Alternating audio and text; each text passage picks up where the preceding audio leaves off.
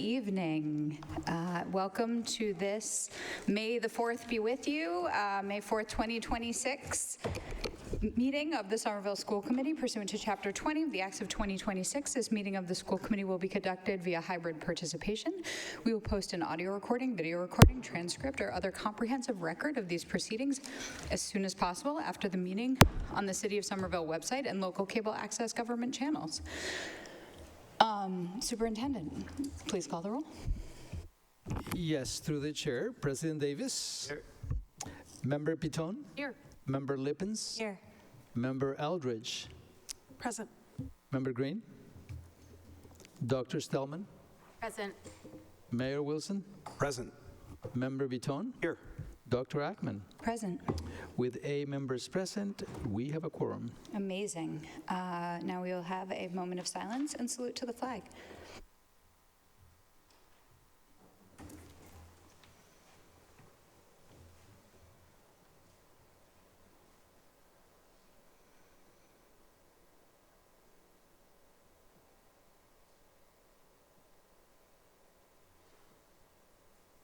I pledge allegiance to the flag of the United States of America and to the republic for which it stands, one nation, indivisible, with liberty and justice for all. Wonderful. All right. We're happy you're here. We're going to get underway, and we have student reps. I don't know which of you wants to go first, but please fire away. Yeah, hi, I'm Marley Thrash. I'm a junior at Somerville High, and we have so this week and next week are AP tests, and so we just started them today. I know a lot of kids had their AP bio test, so yeah, that's starting up, and a lot of kids will be focused on that the next few weeks. The next thing is that the seniors get to leave school sooner than the rest of us, and so their last day of school is May 28th. They're having class day on the 29th, and they're graduating on the 1st. So yeah. Yeah, great. And I wanted to share some updates from some things the school committee reps mentioned last time, and specifically the Cambridge Somerville Asian Festival, which I know some committee members were interested in learning more about. So the dates are finalized, and they are on Saturday, or the festival is on Saturday, May 30th and Sunday, May 31st. And the Saturday date will be a Union Square Asian Market walking tour, which is for all ages. They'll be meeting at the Somerville Community Growing Center, so it will just be a really great, fun day, and just visiting and recognizing the amazing Asian-owned businesses that we have here in Somerville. And then on May 31st, that day will be in Cambridge, and it will be a fun event with karaoke, badminton, some Asian games, and different crafts, and just things like that. So both days will be celebrating and recognizing Asian culture, so just wanted to share some more details about that. And I also wanted to share a little bit about a presentation I briefly talked to Erica about. But basically, since it is Asian American, Native Hawaiian, and Pacific Islander Heritage Month this month in May, I wanted to do something to acknowledge that. So next school committee meeting, taking up the time for our school representative Marks, I would love to share a presentation regarding some initiatives I've taken this year as part of the Asian American Pacific Islanders Commission's Youth Council to try to implement AAPI education and into pre-existing history curriculum. So I'm looking forward to doing that next year, and I'll definitely be sharing more details about the presentation with the school committee members. Thank you. Yeah, and that's it. Thank you both. I can confidently say on behalf of the body, we're really excited for that presentation. I can't wait to learn more about it. Okay. For public comment, we have one person online. Are you ready to queue up, Erica? Okay. So Welcome and thank you to those who have signed up for public comment. Speakers will be allowed 3 minutes to present their material. Speakers should begin their comments by stating their name and address, or in the case of a district employee, their role within the district.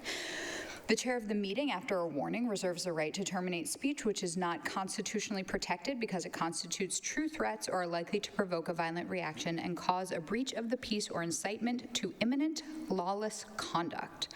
Public comment is not a discussion, debate, or dialogue between the public and the committee. Members of the committee will not reply to public comment in the course of the meeting, although individual members may follow up and items from public comment may be taken up in future meetings. The school committee will not hear personal complaints of school personnel nor against any member of the school community in public session. Individuals may address topics on the agenda or items within the school committee's scope of responsibility, such as the district budget, our goals and policies, or the role of the superintendent. The public is encouraged to submit comments in writing for inclusion in the public record. With that, we have our timer up. Jess Perez Adams. Can we make sure that, there we go. Go ahead. Hi, this is Jess Perez Adams, Somerville parent. I live at Porter Street here in Somerville. I want to thank you again for the inclusive design resolution. I spoke at your last meeting in support of it and want to briefly build on that tonight as you move into the second reading of it. At the last meeting, I spoke about inclusion needing to extend beyond the physical space and into systems, processes, and access. Tonight, I want to focus on what that means in practice, because once the resolution passes, the question becomes, how will the school committee ensure that the standard is actually applied? We already have real-time examples where that alignment is being tested. Families navigating program and placement changes, particularly within AIM, are still asking what data is driving decisions, how IEP processes are being followed, and whether environments are safe and prepared to meet student needs. At the same time, you're preparing to also review MTSS and special education programming. One of the clearest gaps families are experiencing is this. Parents are not meaningfully engaged during MTSS, especially at Tier 2, and sometimes even at Tier 3, where engagement is expected. And that matters for equity, because MTSS is the entry point to support. When families are not informed early, they cannot reinforce interventions, understand their child's needs, or advocate effectively. It creates unequal access where support is dependent less on student need and more on how informed or persistent a family is. If we're serious about family engagement, equity, and access, then parent involvement in MTSS, starting at Tier 2, has to be treated as a core expectation. And this connects directly into how we define level service. Because right now, level service still includes a needs assistance designation in special education, inconsistent service delivery, and systems where capacity influences access to evaluation and support. It's not a stable foundation for inclusion. So as you consider this resolution this evening, I'm asking the committee to do 3 things. First, tie this resolution to current decisions, including placement, program design, locations, and safety. Second, use the upcoming MTSS and special ed review to examine family engagement as an equity issue. And third, ensure budget and staffing decisions support early, transparent intervention and communication with families. You all have set the expectation. Now the work is to make sure inclusion is visible, not just in what we build, but in how our system functions for students and families from the very first point of support. Thank you. Thank you so much. As our superintendent has said many times, people providing us and gifting us with their time for public comment is, democracy in action, and we are very proud and very thankful. With that, Superintendent. Thank you through the chair, and also thank you to Marley and Bhavika for their feedback. We're really excited about the transitions that are coming for the high school, and really thank you for your voice. And again, thank you for our members of the community for sharing their thoughts and their feedback. And yes, democracy in action. That's great. Thank you very much for that, Chair. I'm going to start today by reminding everyone that we have a budget hearing next week on Wednesday at the East Somerville School. Please join us. Oh, did I say next week? In 2 days. It's on Wednesday. It's 2 days. this Wednesday. So please make sure that if you can join us or you can tune in, do so. This is where we actually discuss our improvements, our trajectory, our investments, and all our planning efforts to make sure that our ideas become a reality. So again, this Wednesday at 6 p.m. at the East Somerville School. I also wanted to give you a quick update. Last time, we sent off our robotics team to Texas, Houston, Texas, I believe, and unfortunately, we didn't win, but I think this is the best showing that they have had so far in the history of the team, so congratulations. They did their best, but again, they were competing against more than close to 4,000 competitors, and it wasn't an easy thing. Our team was made up by young members as well as seniors, and so the bench is thick, and also the trajectory and their empowerment is right there. So we believe that we have started where we needed to be. So this is a great beginning.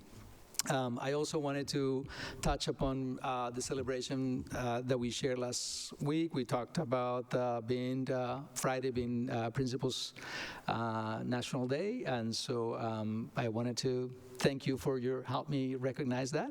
And this week, obviously, we're working on Teacher Appreciation Week, and I know many of you have communicated that to them, as well as provided some recognition. So a heartfelt shout out to all our educators who, again, day by day are building environments where students can thrive. So thank you very much, and please help me recognize that.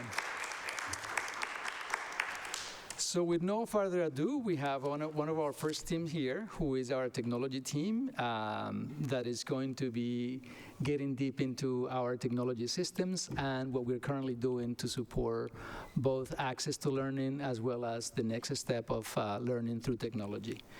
So I have Director of Technology John Breslin as well as Technology Coordinator Joy Braga. So please join us to the podium and welcome.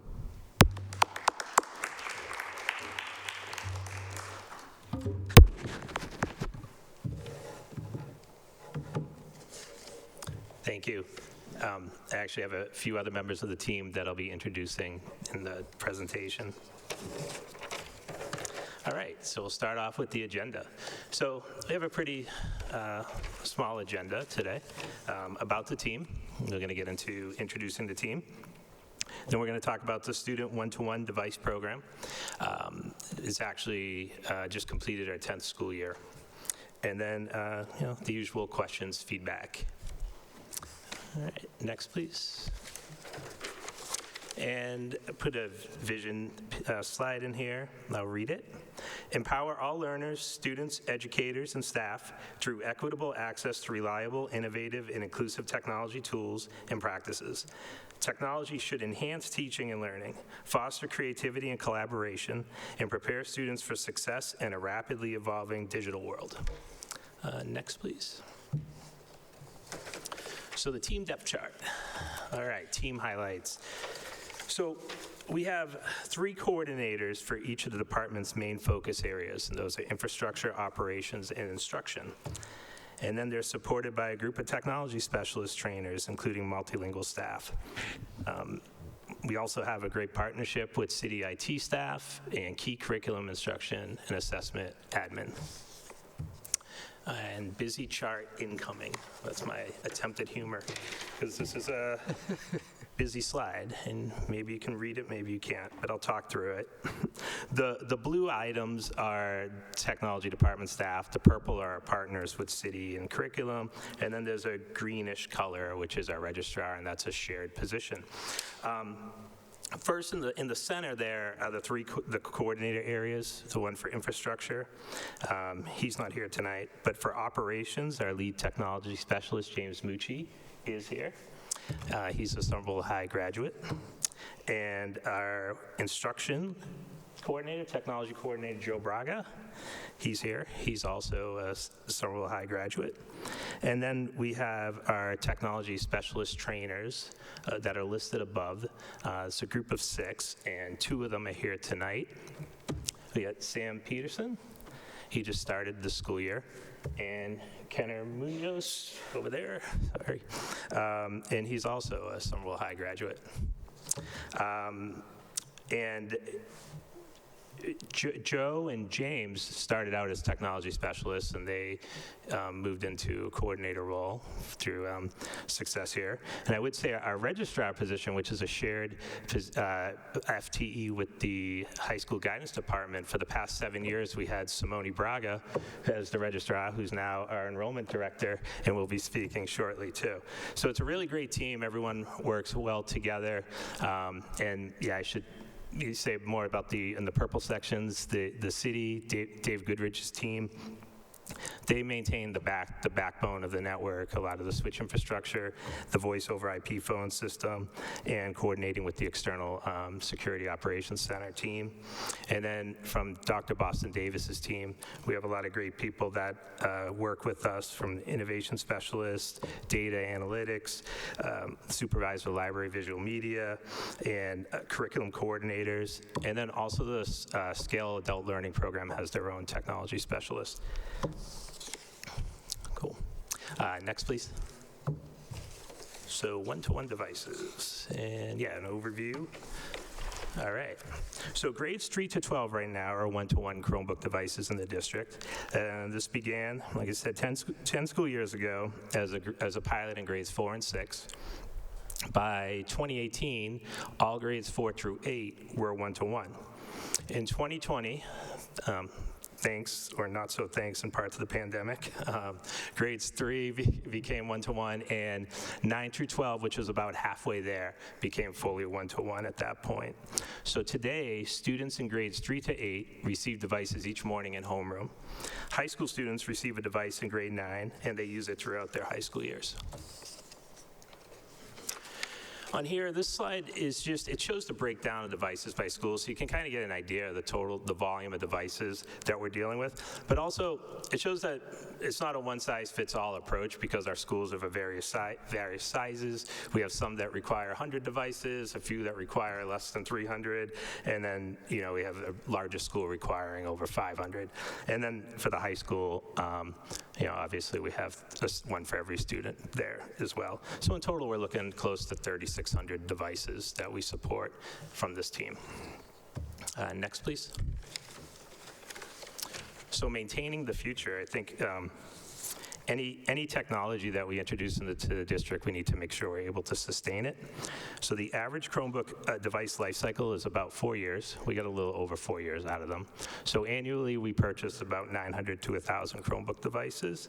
That cost is about $360,000 to $400,000 annually. But in the big picture of the district budget, that's less than 0.5%.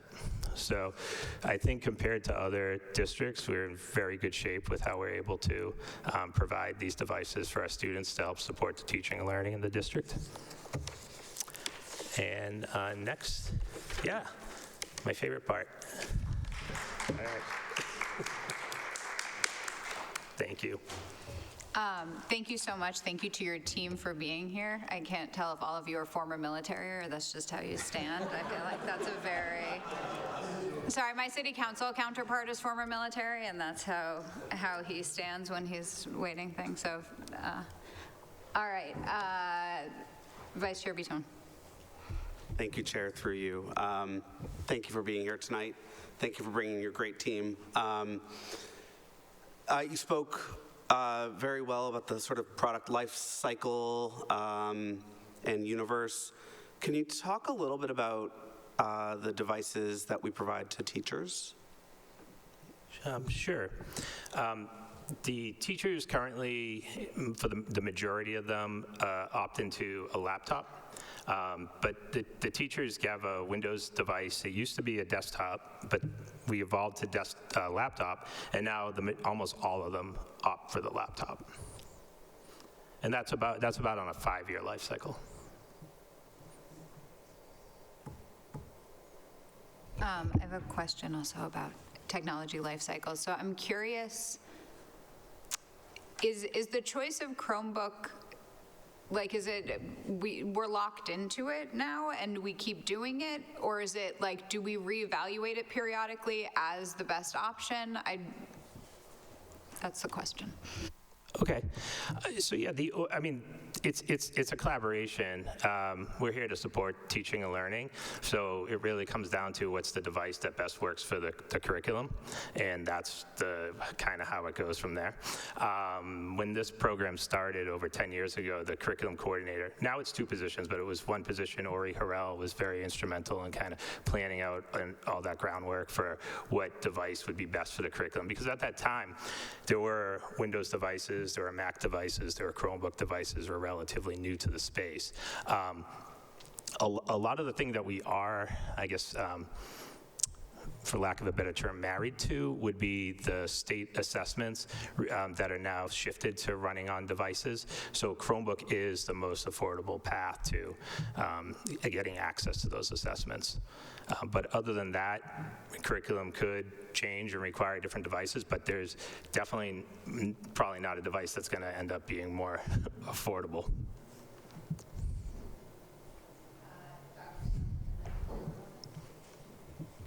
Thank you, and through the chair, thanks for coming and introducing your team.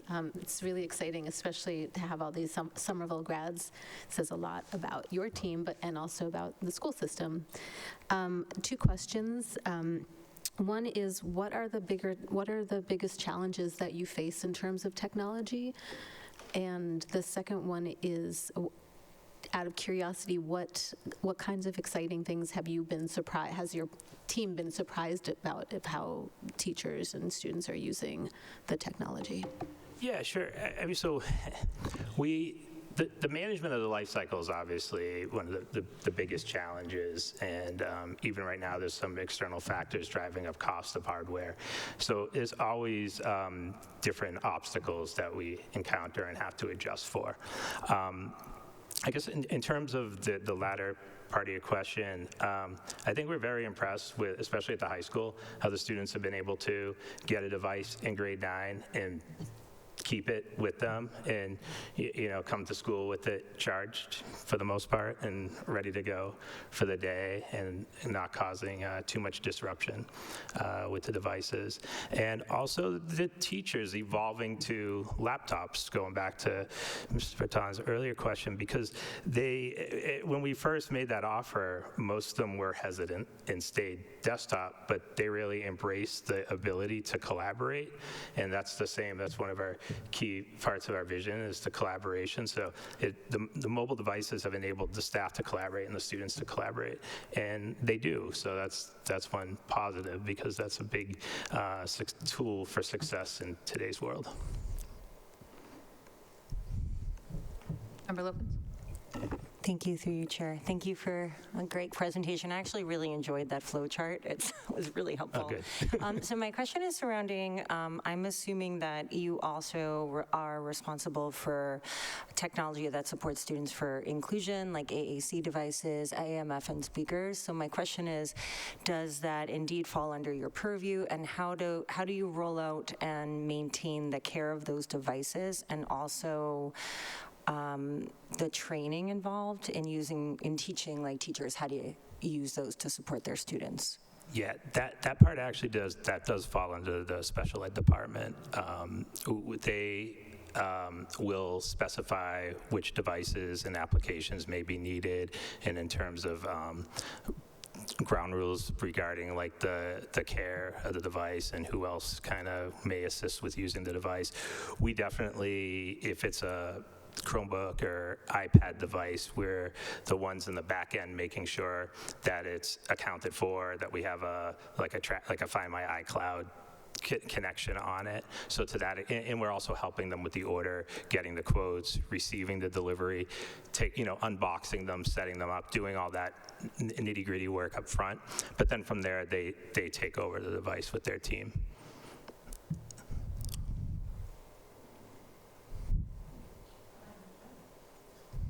Through you.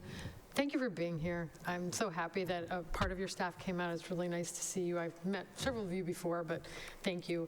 My question is about devices that we use for our pre-K to second grade students, iPads, like what's the scope of that now?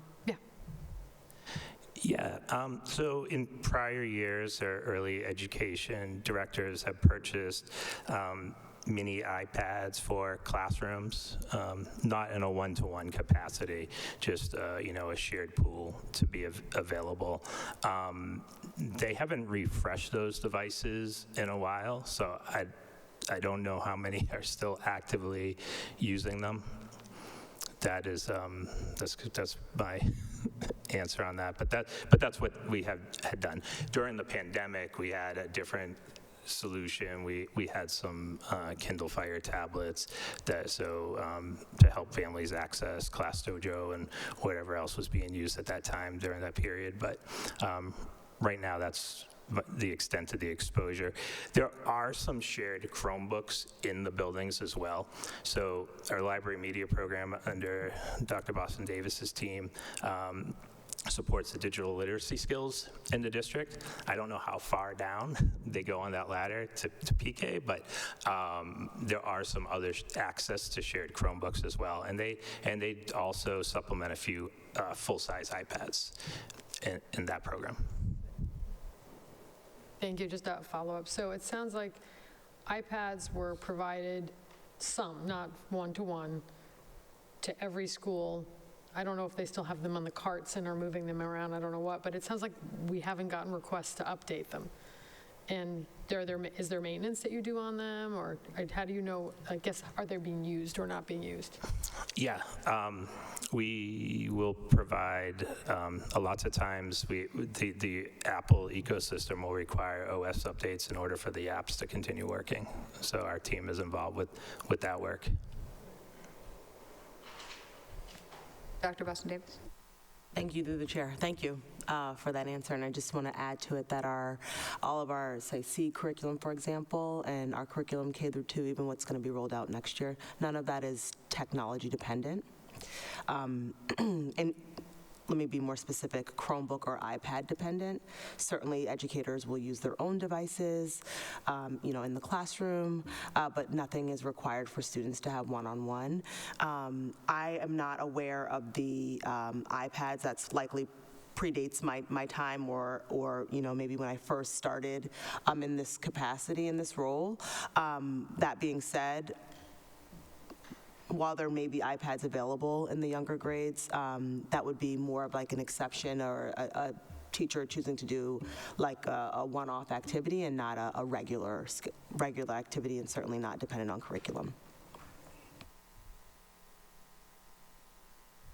Member Patone, you have another follow-up? Yeah, thank you.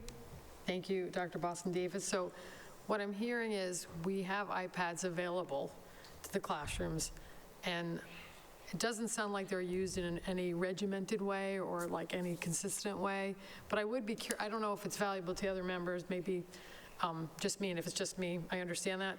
Like, I would like to know what the usage of technology has been. Such a hot topic across, and we can talk about this. We've talked about having another conversation about this in a future meeting, but I really would like to get, I don't know if it would be a survey or whatever, but to try to understand how technology is being used in the younger grades in particular. Thank you.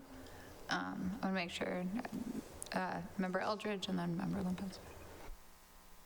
Thank you, through the chair. Could you provide, I appreciate the presentation, could you provide a little bit more information on maybe some of the software that we utilize to ensure like safe browsing, and maybe any limitations around browsing, so that we're staying on topic, but then also, using the internet safely, especially for the younger kids? Yeah, that's a great question. And not just kids, staff too. We got to make sure everyone is browsing the internet safely. So the city has on their firewall, they have web filtering, which protects the staff devices in addition with endpoint security software. In the Chromebook ecosystem, we have a platform called GoGuardian, and the key with that is that works on campus and off campus. So for the high school students that may have their devices off campus, they'll also have the web filtering enabled at all times. No follow-up. Okay. Member Lippin? Thank you, through your chair. Quick question. I see that you have our curriculum coordinators on as part of staff, so I'm wondering specifically to support the rollout of the curriculum, do we provide teachers with technology such as like document cameras to showcase student thinking, and how is that maintained and updated? What does it look like in schools? Like, is it equitable across all schools? Do only some teachers have it? So just wondering about that, because that's something we might want to consider supporting. Thank you. Yeah, no, that's great. We've actually been in talks about figuring out how to strengthen the budget around those, because in the past, the curriculum coordinator had secured grant funds for the document cameras. So we basically were able to get every classroom a document camera, and there's no set obsolescence on the document camera. It's pretty much until it accidentally falls and breaks that it's going to work. So a lot of them that we put in place over 10 years ago are still going strong. We've recently worked with curriculum coordinator Paula O'Sullivan in securing some additional document cameras where maybe new teachers came into a classroom and the document camera may have went to another classroom because their document camera broke, so they came without one. So we're working on supplementing that. It's just a tough one to figure out when you're replaced, because they last so long otherwise. We just got to figure out how we can secure funding if maybe there's no grant pipeline anymore to fund that. They're relatively inexpensive, about $200 a device for a decent one. So it's not a huge amount, but it's just something that isn't typically funded under my budget. Yep. Sorry, I was playing. So just for the members of the public, I just want to explain a document camera allows teachers to display student work under a camera, and then it's displayed, in big forms like on a smartboard. And so a lot of times curriculum, this can be used in any grade level. So this is a great investment. It's like you said, it lasts 10 years about or more or it gets stolen, probably because it's such a useful device. Borrowed, I won't say the word stolen, but it seems like a small investment for really nice gains for student thinking. So that's great. Thank you. Member Vuitton? Thank you, Chair. Through you, I will follow up on Member Lippin's great question with a broader question. Are there any technologies out there that we're looking at and thinking these might be good investments for our district, but that we don't necessarily have space in our budget for right this moment, but that we want to be thinking about for the near or midterm in the future? Yeah, from my recent dealings with principals, the biggest technology that has been emerging for them was the electronic hall pass systems, and they've been finding ways to work that into their school budgets. In terms of a new next cutting edge device or piece of hardware or anything like that from my team, there isn't anything specific. Our primary goal is to make sure that we can support what the schools want, what curriculum wants, and what that'll take. Dr. Stone? Thank you, through the chair. As we know, AI is really taking over in most of our aspects of our lives, and so I'm wondering about what you've heard or what you're thinking about. You and your colleagues at other institutions, what is the state of the art in terms of keeping our kids safe from harmful uses of AI, which are proliferating, but also, as you said in your vision, preparing our kids for the digital revolution that we're in. So I'm just wondering where your team's head is at, or combined heads are at, in this sort of murky water we're in. Yeah, I can go on a polite rant about AI. There's definitely promise and huge potential there, but right now, all the kind of silly stuff that happens with generative AI is actually driving up the cost of the RAM in the computers that we need to purchase. So right now, it's almost like a lot of nothing is ending up costing us. But yeah, long term, we do need to worry about the safe use of it because you never know where evolution is going to lead us. But the only thing I can tell you is we're in its past. Like the current is always the past or whatever the future is. So we got to kind of roll with it and do what we can. So the first course of action is it's been teamed up with the curriculum department in terms of coming up with some sort of AI policy. And Joe Braga from my team has been doing a lot of work with Jason Behrens and Aaron Dottie in the curriculum department on getting that policy off the ground.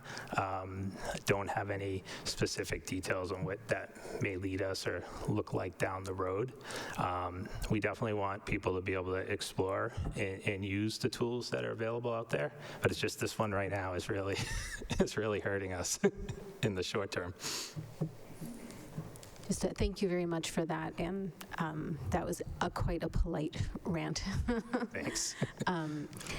I wanted just to note that in the in Member Bitone's policy subcommittee, we are talking about issues around how to reduce harm from AI usage. And one thing that I was surprised about is that the MASC, Massachusetts Association of School Committees, which really provide us the structure for many of our policies, they this is not a dig on them, but it's telling about where we are.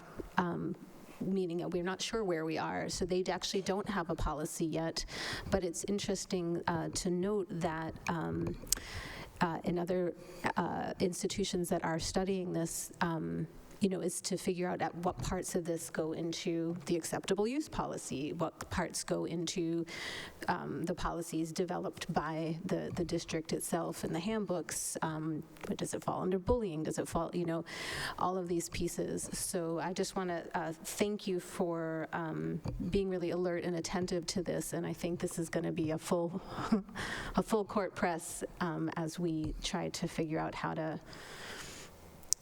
realize your team's vision in a way that is safe and helpful. So thank you.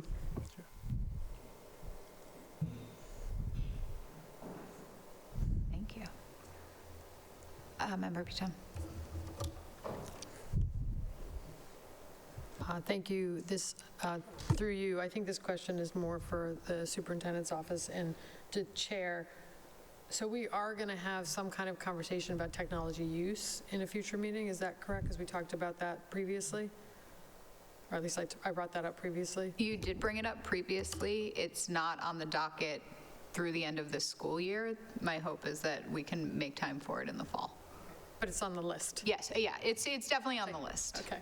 So I know you're all about technology and maintaining and providing the tools, and this is more about how we use the tools and what outcomes we have, and kind of just the tension between our goals around digital equity, which is one of the reasons why people move forward with one-to-one, and now there's sort of pressure in other populations and demographics about overexposure to use of digital technology. So I look forward to that conversation. All right, thank you guys for your time. Thank you, John. Thank you, Tim.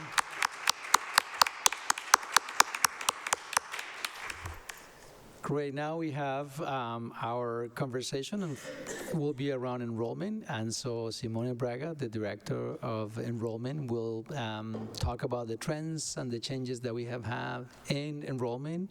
Hopefully, this presentation will get to the point of enrollment trends and the changes and impact that both some geopolitical challenges have had in our numbers, as well as the school choice and the nature of the withdrawals and the different movements that we see in the district. You're always asking me about enrollment questions, so I know that enrollment plays a very important role in our district. Not only it says something to how families feel confident about sending their students to our schools, but also there are some larger implications to that. So with that, thank you for joining us and welcome. Thank you. We can get to the next slide. Good evening. My name is Simone Braga, and I'm the Director of Enrollment. This is my first year as Director of Enrollment, but I've been working for the Somerville Public Schools over 26 years. I first started enrollment, our old big Parent Information Center, and then I worked there for 18 years. Then I moved to the high school, as John Breslin mentioned. I was the Register and Data Supervisor for 8 years, and I'm back to the enrollment, which I love it. And I love work with this community, and I have to say, I've been living in Somerville for 22 years. My children attend Somerville Public Schools. Now I have my granddaughter shining at the East Somerville, so I do love all the work we do with the community. But what makes this position exceptional is my beautiful team. It's a very, very strong team, very experienced people and staff, and they really a passion for this system, for the families, and for the fact that I know a lot of them for more than 20 years, make that team very strong. We have a very good bond. We really work well together. And I like to joke around and say that together we have more than 130 years of experience working for the Somerville Public Schools, because we all work at the Somerville Public Schools for a very long time. But not listed there, but I want to acknowledge that we have our support team, which is the Erica da Silva from the Emily Department, and we have Kayla Centella and Kelly Morales from the Health Department. And then together we work as a kind of like a triangle system, supporting each other. So this year made a big difference for the enrollment, for the registrations. We have made a really, really difference in the registration process this year by working this way. Next slide, please. Next slide, please. Yes. In this slide, so what do? We are the first welcome face for the Somerville Public Schools. And we take pride on this, the ability that we have of receiving the families and helping them to feel important and welcome into the district. We work close with families to gather necessary information. We are the warm demanders to ensure that we get all the documentation we need without overwhelming the families. We collaborate and strategize with principals, Emily departments, special ed department, other departments around students' placement and for future planning. They are the data-driven advisors for the enrollments, as we help inform and with future projections and planning. Like this year, we help with the MSBA project, so that was one of the things that we did. We are integral part of the SFL and broader communities resource and refer network. We help families to connect with the resource they need in order to achieve success in the community. Next slide, please. This year, we include among our feedback form as part of the communication with families. As any front-face office, we like to know how we're doing, and to see what we need to do in terms of improvement. So this year we did this survey, and about 80 families returned the survey, and we got a lot of good feedbacks. As you can see, our rate was really good. I'm like, oh. And then one thing that we noticed that a lot of the response we stand out was that some families would like to see that enrollment registration and after school, if it possible, could work together in the same system. That would be a dream, but it was there. So, next slide, please. Well, today I'm going to be presenting the enrollment trends for the Somerville Public Schools, and I would like you to just know that the data that we present here was all collected as of April 24th this year, and also to keep in mind that enrollment is very fluid. It's always changing constantly, like as we keep enrolling students in our system. Like one of my colleagues likes to say, it's like sand slipping through your fingers. So it's nothing you can hold on. So that's pretty much like, just for example, last week, we had about 14 new registrations. I think 9 was for next year and 5 to start now. So that's always constantly like changing.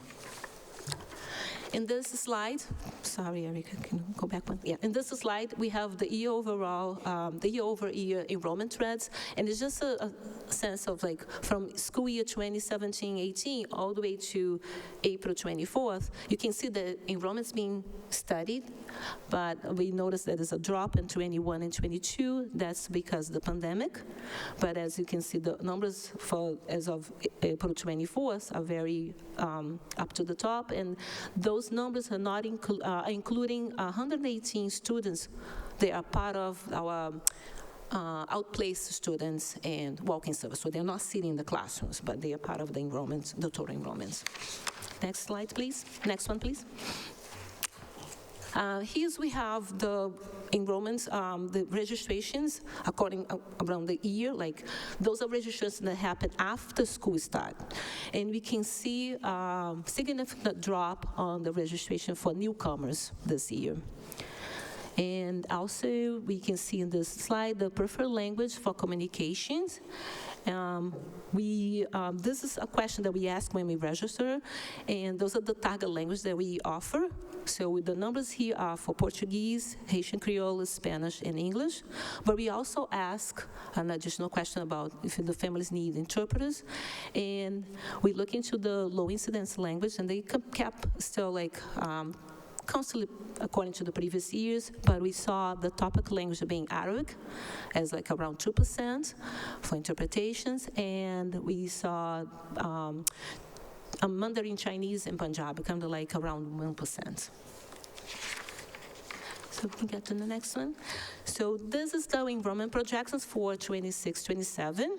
And we notice here that Argenziano had an increase, will have an increase for next year, but this is due to the AIM students coming from the Capuano and the Winter Hill, plus a handful of students coming from the Capuano K regular ed transition to grade 1.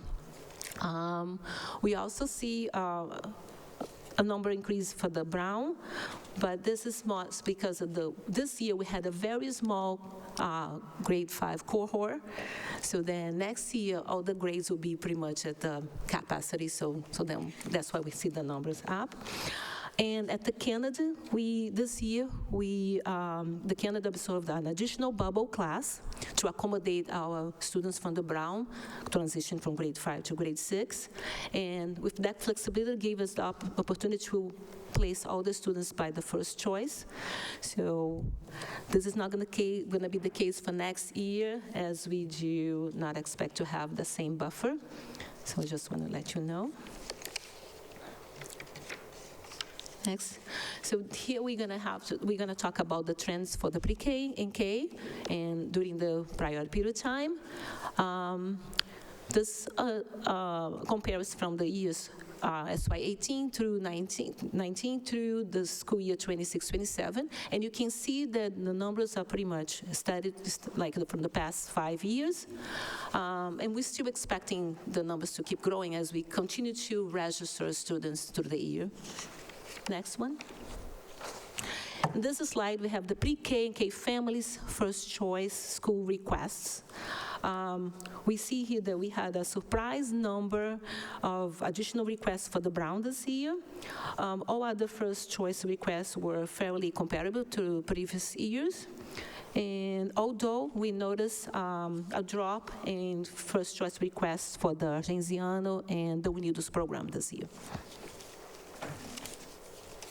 Next. In this slide, we have the K family's request for proximity school as first choice.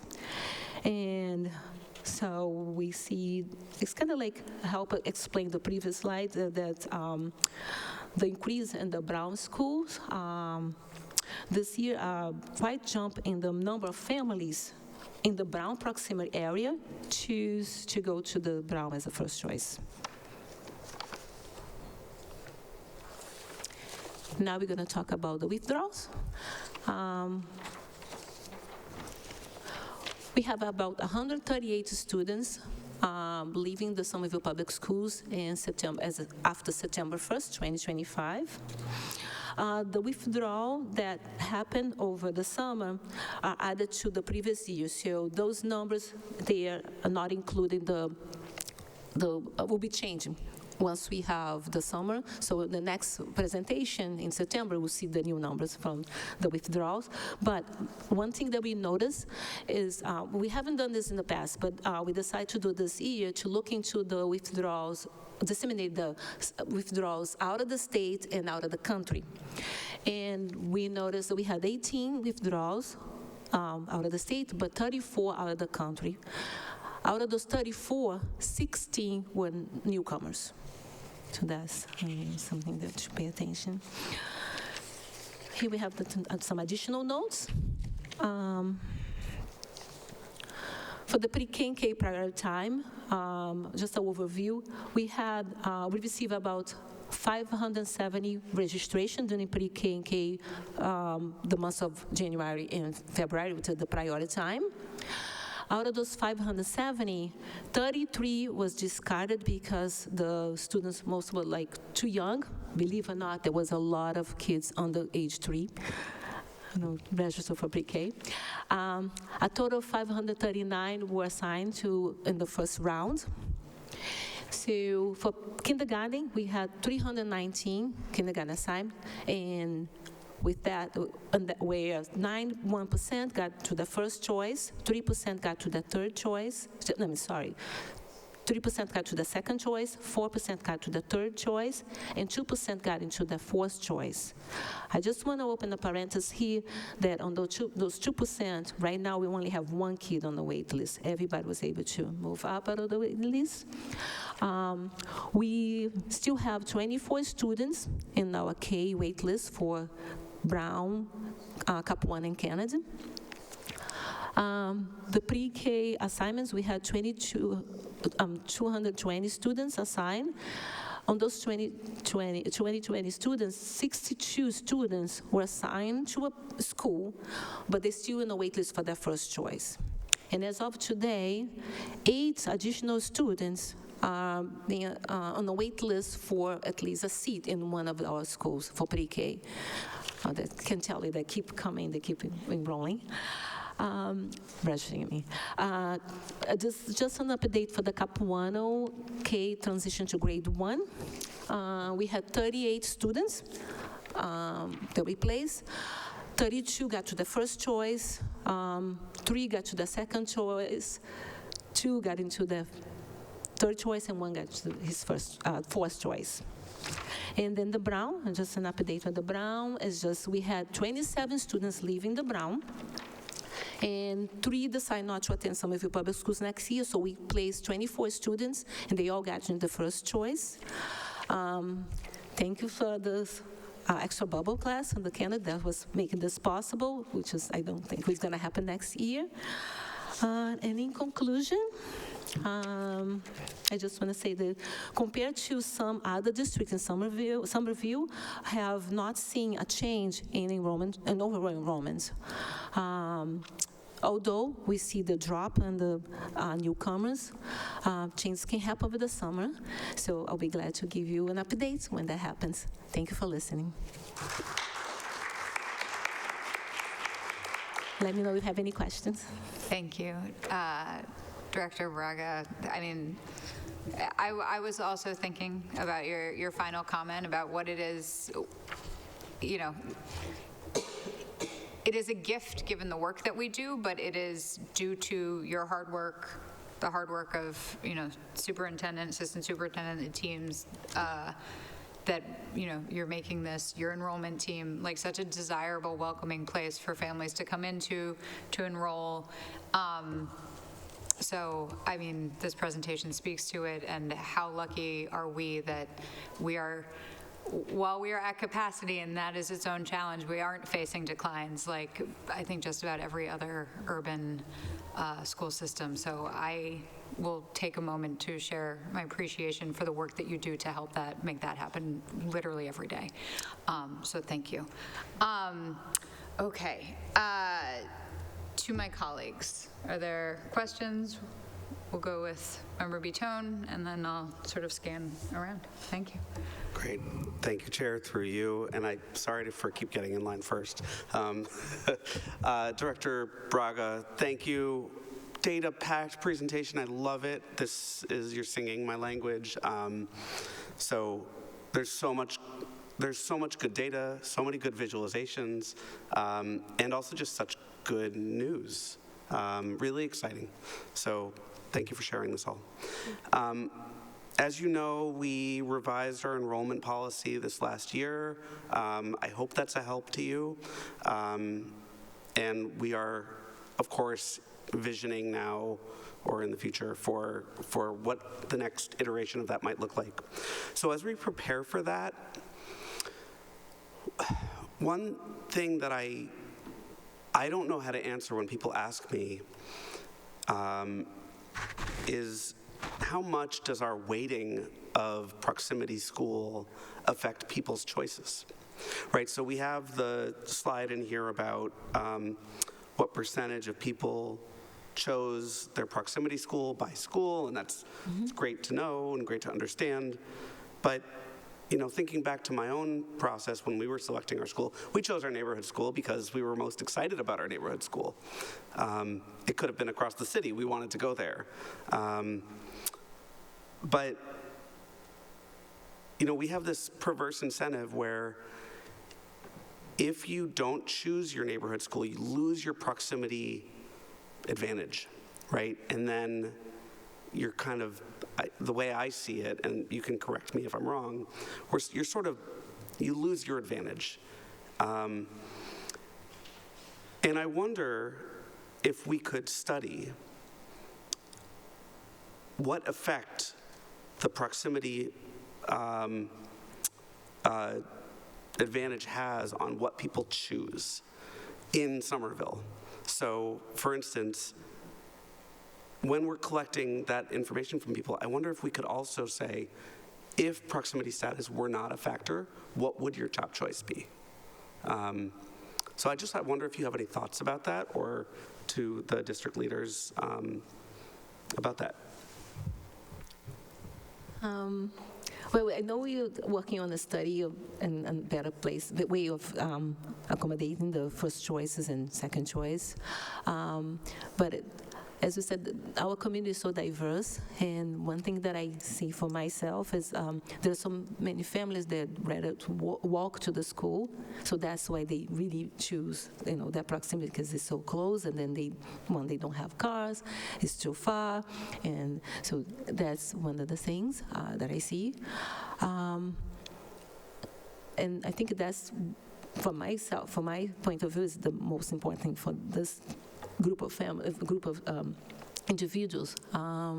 We do have another group of individuals that can go across the city. They don't have that impairment of they can just hop in the car and go.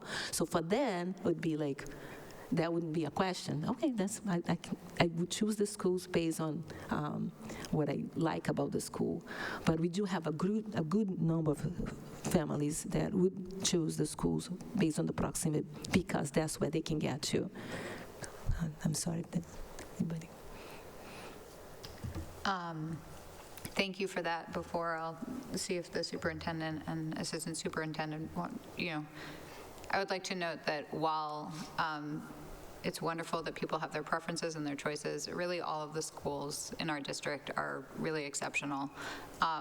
And they each have different things about them, and if there's one that feels right, I'm not saying it shouldn't, but I think that any school in Somerville that any family gets into is going to be a pretty wonderful experience. Superintendent? Thank you, and you stole my word, my line, my punchline.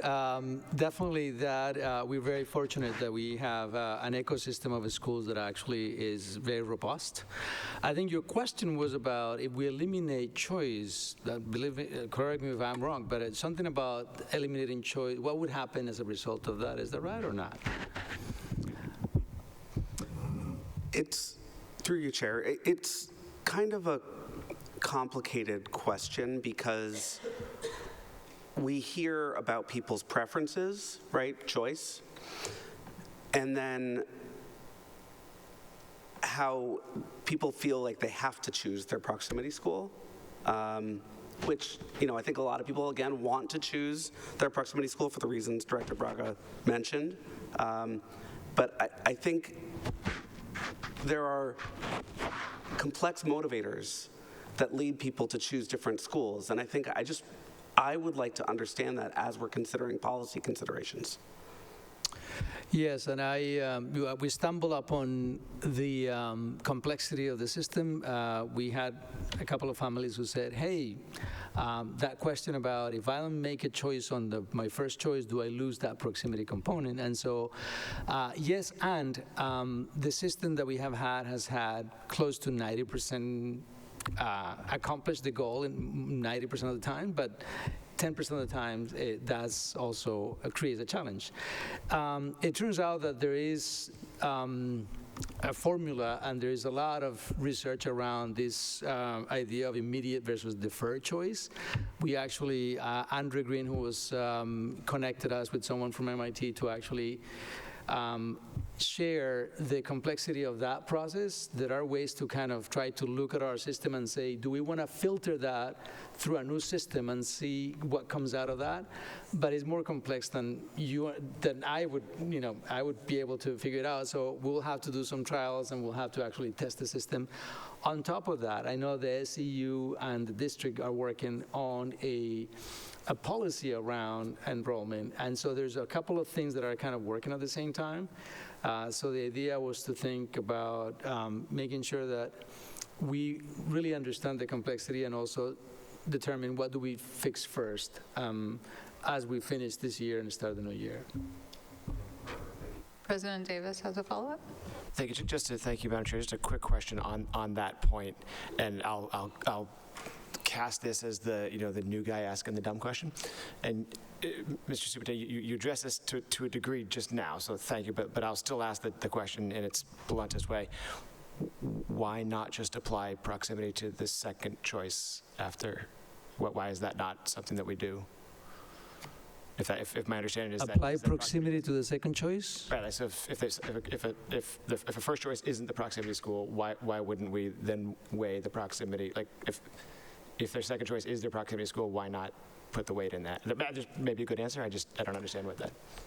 Yeah, no, that's what I said is that I am being tested in that field. So I don't know if Simone has an answer to that. I can add that there is a weight on that. So according to our policy, we look into the siblings first and then proximity second. This year, as a usual year, the number of students who would choose a certain school were way above the numbers that we capacity.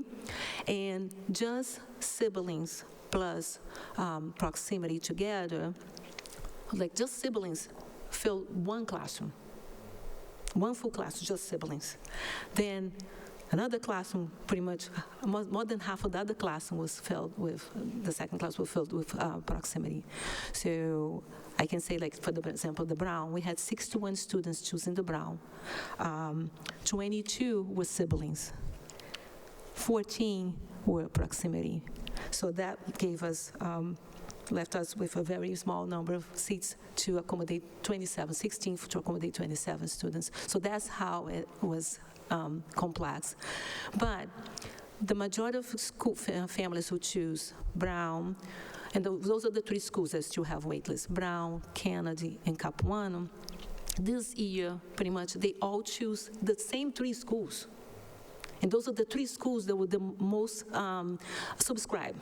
So they all oversubscribed. So then by the time we got to the second choice was full. That's why it didn't look like we didn't have a wait. We do have a wait, and that's how the system goes. Like, look into the first, there's pretty much like 5 lotteries. So we go by the first choice. We place everybody by first choice. Who didn't get in goes to the second lottery based on seats availability. And you do have the proximity, but if the school is full, you go to your third choice. The same thing happened to the choice. So like, Brown, Kennedy, Capuano. The Capuano was full, so then you get to the fourth choice. So that's what happened. This year was like for me, it was a very unique year. All 3 schools was like really oversubscribed, and pretty much like a big group of families choose those 3 schools, and that's a particular order. Either Kennedy, Brown, Capuano, Capuano, Brown, Kennedy, or Brown, Kennedy, Capuano. And so that's what caused this dynamic this year. You're welcome.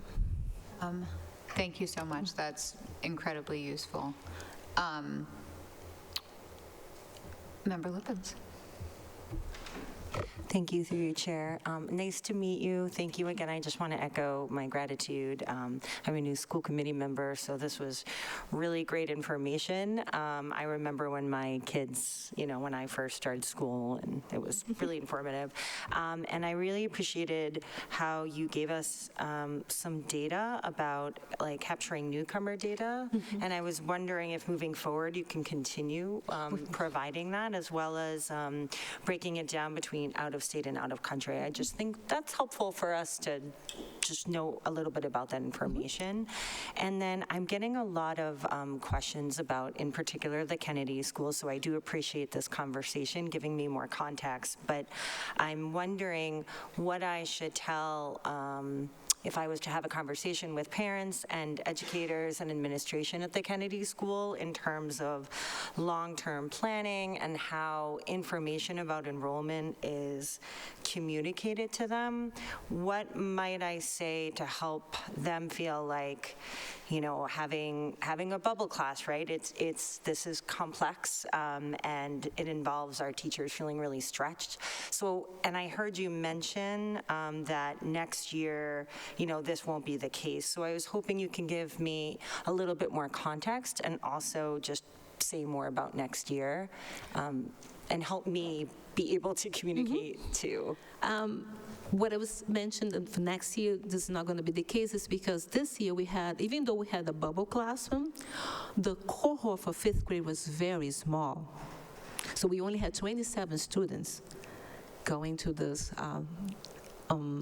bubble class at the Kennedy. Next year, we would have a complete classroom, like 46 students in our 5th grade, going to 6th grade, so we'll have 46 students to place across the district.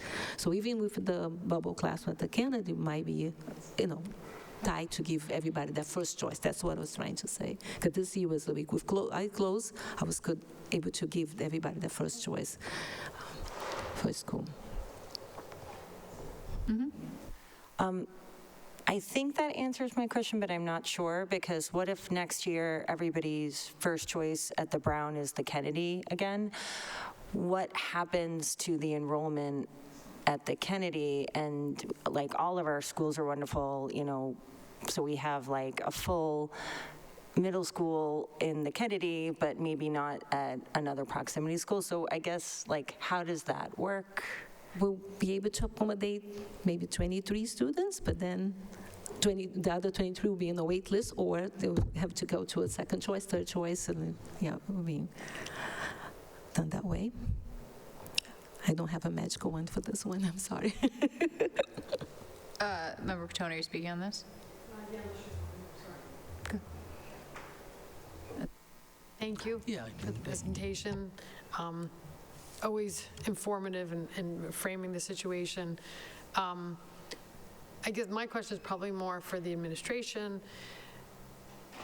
As Member Lippens referenced, there's definitely been some I don't know, yellow flags, maybe not red, maybe red flags raised from the community about the addition of a second bubble at the Kennedy. And I'm curious, because we didn't hear this, what kind of I mean, obviously this is your purview as administrators, you make these choices, we don't. But I'm curious what the thought process was around making that decision to add the second bubble.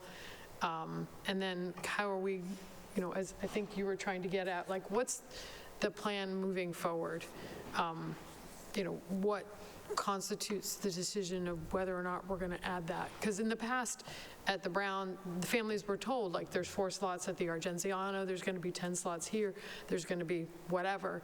And what was different this year versus previous years where we didn't add a bubble? I'm just curious about that. Through the chair.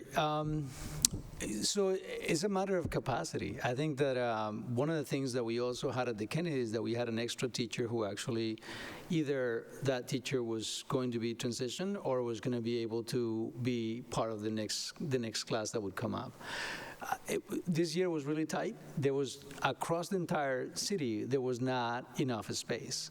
In past years, we have had, 15 or 20 spots at the Argenziano, 10 spots at the West, another 15 spots at the Healy. But what happened this year is that we had a very limited space across the board. And think about this. This is something that has happened throughout our history. Having a K-5 school in a K-8 ecosystem is really complicated. I think that will be solved in years to come with the other addition of a new school. But it's something that is very complex, and to ask me to build on top of a school or to utilize and maximize the spaces, I think is an issue of how do we do any more capital planning knowing that resources are somewhat constrained? So we try to use the space that we have. Again, I know that in the past, we were asked by families, can we have a cohort of students go to the Argenziano so we can keep a sense of community? And so we have made some accommodations of that nature, and we will try to continue to do the same. But again, the capacity on the west side of the city is somewhat limited, and it was limited this time around. Thank you. So what I'm hearing is that there were actually not enough seats other places in the city. Correct. And you were going to have to, as a district, open up a classroom somewhere. Correct. Based on this demand. And so looking at what space was available, where the demand was coming from, what the proximity for these families were, it made sense to place that at the Kennedy versus putting it at the east or putting it at the Healy.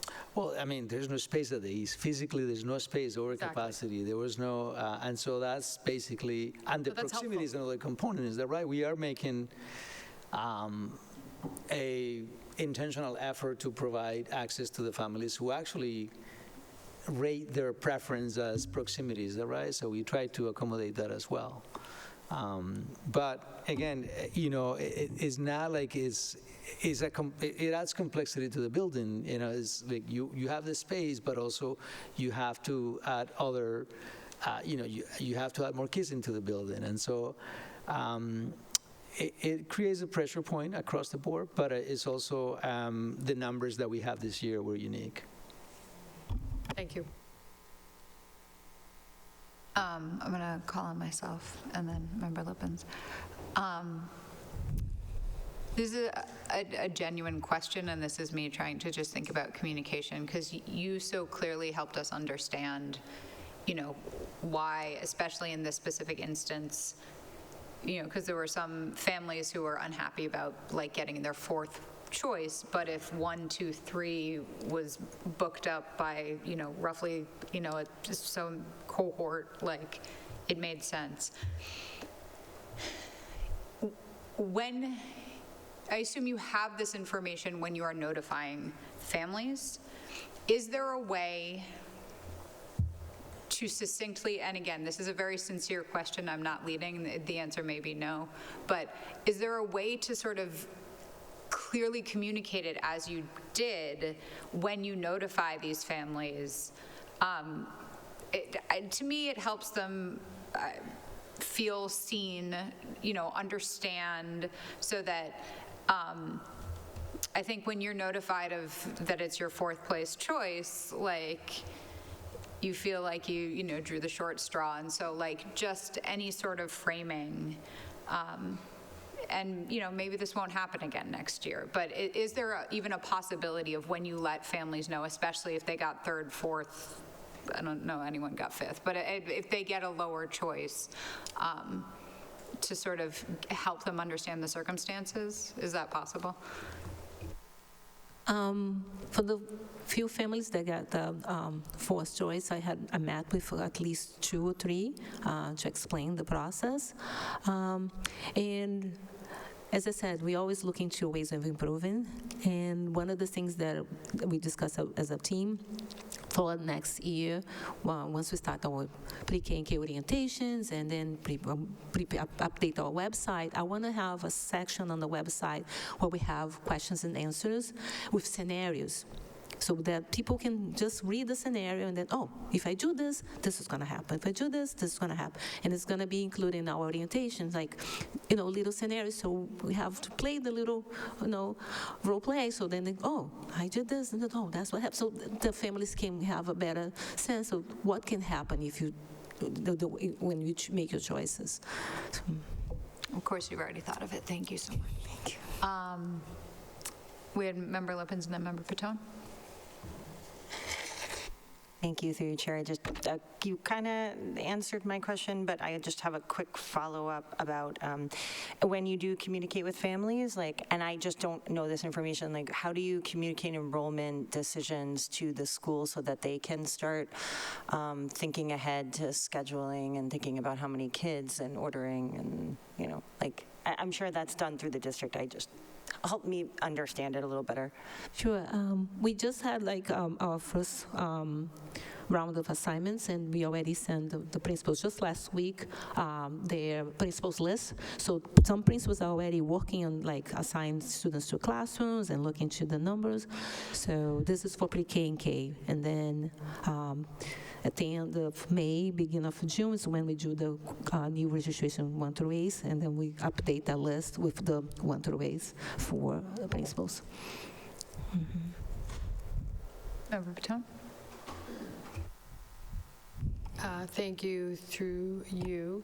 I appreciate how you frame every year is a little bit different, and this year was significantly different, so that made it really challenging, and people's expectations were missed more. We have talked about this, and I don't know if this is something that has to go to rules versus something that, but I'm curious about your opinion. One particular, constituent came to me and said, if I'm the person who got my 4th or 5th choice, is there any way that I can get a priority on the wait list? So I thought it was an interesting question. So someone who gets their 2nd choice then by the lottery ends up on the top of the list of the wait list. That feels a little unfair, right? Oh, okay, well, I already got my 2nd choice, but now I'm still vying to get my 1st choice versus someone who got a 4th or 5th choice that might be not just about their preference, but logistically. I mean, you know this very intimately, is the logistics are sometimes what defines this for families. So I'm just curious what your thoughts are about wait lists, but also equity, and just making sure we're not, who are we preferencing? So I'd like to hear your thoughts on that. The first thing I used to say to the families, especially if they are in this moment anxious and overwhelmed, because we don't know what's going on in each family, and then they have their own reasons why there is this emotion going on. I like to say that historically, we've been able to accommodate the majority of the students on the wait list. The day that we did the assignments for this year, the prior round of assignments, we had the visit of one of the kindergarten teachers from the Kennedy, Roxana. And it was so nice to chat with her. And she said, by the way, the number 14 on the wait list last year got into my classroom in September. So that, for me, it was a relief. And then I told me, I'm doing something right. I know it's hard to tell the families and make them understand, but understanding that historically, the wheel keeps moving, and change happen. Over the summer, families move. We don't really get the information that they move like until the beginning of the school year, because not everybody has in mind that, oh, I have to call the enrollment center, let them know I'm moving. I'm not attending Somerville Public Schools next year. So a lot of things happen, and by the first day of school, we receive phone calls from the teachers, say, oh, by the way, there are two desks empty in my classroom. Oh, okay, let's call. Oh, there's an opening in this classroom. So that's how it's been in the past. So that's what I try to pass. That's the information that I have that I know for sure that happens. That's what I try to ensure families that can happen. So I don't give any guarantees, but at least ensure that this is what happened in the past. No, I just wanted to thank Simone for that response, as well as I think one of the things that is, I always assume that the customer is always right. Is that right? So our customers, our parents are right. And it's sometimes very difficult to give everyone a first choice. We have an enrollment policy, there's proximity, there's siblings, those things trumped other things. We also have a SU negotiated contract, the number of students in classroom. I hear families sometimes who say, hey, can you just get my kid into that room? It's okay to have a 25 or 26. And so we have to tell them, look, yes, and we have to keep the sanity of the numbers. And so a policy that we have by the district, an enrollment process, a customer service-oriented mindset, and we will look at our algorithm at some point, but we're also working with the SEU to look at the enrollment policy. So there are different fronts we're working on, but I like to tell every family who comes to ask you something and who's really concerned or upset, check with us. Our intent is to fulfill the needs of every family. Growing up, my kids growing up, I love to walk them to the school of preference, and that's great, and that's convenient, and it's great to do, but there are more complexities that we need to account for. Member Eldridge. Thank you, through the chair. Thank you so much for the presentation. Quick question for you. On the withdrawals page under the exit reason category, there's other public schools in Massachusetts. Should we assume that means those are families that have left Somerville, or are those families that have explored charter schools in the area as well, or is there any more information on that? Over here, just have the students who left to another school in Massachusetts, another district. I don't have exactly if they went to Prospect Hill, but it's a number that I can provide next time, start to collect that, if you would like to know more of the students that transferred from Somerville Public Schools going to the Prospect Hill. If I may reply, and I've heard recently that Benjamin Banneker is also expanding into Somerville and will allow Somerville students in there too, so that seems like there might be two other options, and it would just be helpful to know if we're losing families or if families are choosing different, Mm-hmm. I'll definitely take a note to bring that next time. Thank you. A final comment. I want to thank you. Go ahead. Yeah, through you. This came up in my office hours, and it comes up every year. People have questions about why we don't have sibling preference for pre-K. So I just thought this was an opportunity to speak of it. I mean, I give the feedback of in some years, if we gave sibling preference to pre-K, there would be literally no slots in some of the schools. But I thought this might be an opportunity for you to speak to this topic. And I do receive that question a lot of the time. And one thing that we say, we don't have pre-K in every single school in Somerville. And so that's basically why we don't have priorities for pre-K, because we cannot place them by proximity or based on the number of the siblings. So that's my answer for. All right, thank you so much for your time and your amazing presentation.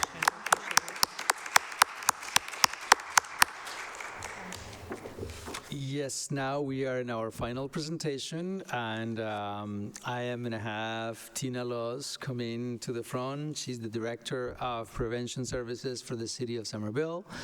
thank you for your patience.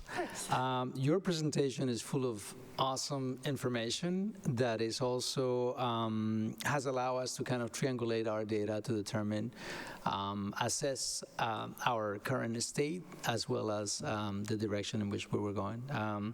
But it has been a long time coming. I know that. Thank you for your patience, and we are all yours right now. Wonderful. Thank you so much for the opportunity to be here and talk about the data we've collected. I want to start with just a few quick framing notes. So first, I really like to think about data as a place to start. We have our young people look at this data, see how it resonates with them and their lived experience, and then move from there. So this is a start to the conversation. Please feel free to ask questions. The other thing is our funding source I want to point out. So this survey is funded through the schools, the city, and the police department. And I think that's really important because it really speaks to the partnerships that we need to support our young people. It's all of our responsibilities, not just the schools. And I really, I've been in this role for a year now, and it's really one of the biggest things that I want to work on is continuing to build partnerships between the schools and the city on how we're supporting our young people. They're out of school for a lot of time, so how are we thinking about them as whole people?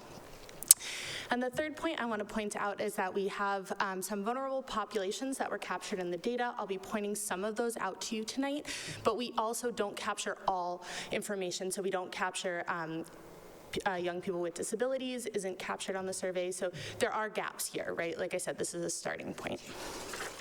Next slide, please. So our survey as it stands now includes risk and protective factors, things that help young people make healthy choices, and things that might impair those healthy choices. I really want to think about this shift as a city, as we're focusing less on risk factors and how we're trying to tell kids, we don't want to tell kids don't drink, right? Because then it's whack-a-mole, you're always saying, what's the next thing, and you're behind the ball. I really want to focus on protective factors, how we can build up these quality skills and relationships that we know young people need to thrive. And those can actually overcome some of those traumatic factors as well. Next slide, please. So this is an overview of the sample that we collected for our young people. We had about a 75 to 80% participation rate for our youth in grades 6 through 12, and you can kind of see the breakdown there of some of the demographics that we ask of our young people. I'm going to move pretty quickly through this. This is just a snapshot of some of the data. The full report is online, and that also doesn't even capture all of the data points, so if you have more questions, happy to dig in more later. All right, here we go. So, risk factors. These are some of the topics that we are covering here tonight. Again, just a quick snapshot. Next slide, please. When we look at sexual messaging, we're asking young people if they're sending sexual text messages, including nudes. So these numbers have decreased for our young people in middle school and high school. I want to point out that we have a significant difference for those who identify as female and those who identify as LGBTQ, sending more of those sexual messages. Next slide, please. In this survey, we collect data on bullying, both in person and electronically, or also known as cyberbullying. Next slide, please.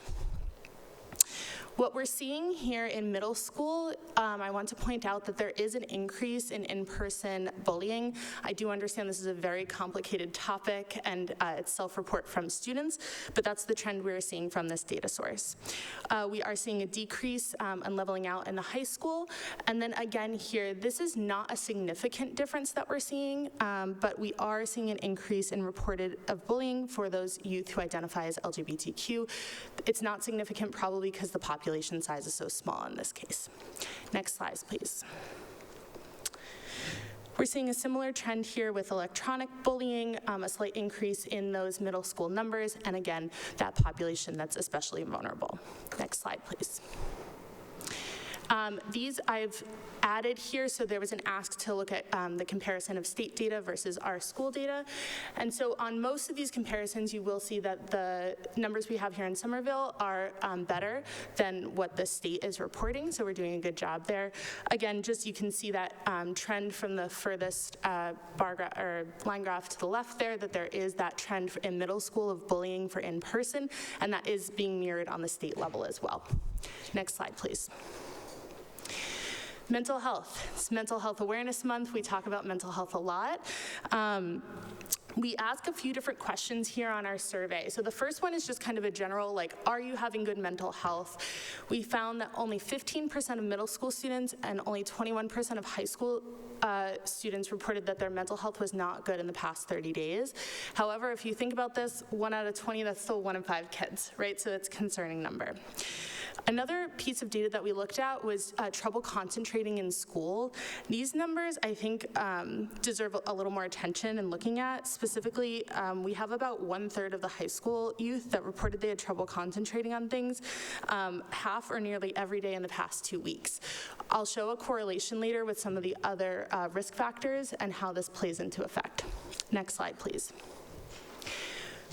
When we look at mental health, some of these key indicators that we look at are depression, self-harm, and attempted suicide. So these are our numbers for middle school and high school. Again, just a visual here. Also, you can think about it, we surveyed about 1,000 kids. So if 20% of those kids, we're talking about 200 young people who are struggling with some of this. You can see the numbers there, that it's about 1/4 or 1/5 of those students struggling with depression. About 20% of self-harm in the middle school. I'll pull this out later as a key point, and then a little less than 10% have attempted suicide. Next slide, please. I know there's a lot of data here. You can dig in more later, but the key point that I did want to point out here is that top left slide under self-harm. So we are seeing an increase in middle school students reporting self-harm. So just something to keep an eye on. Again, we are still below the state comparisons on some of this data, but something to keep an eye on. Next slide, please.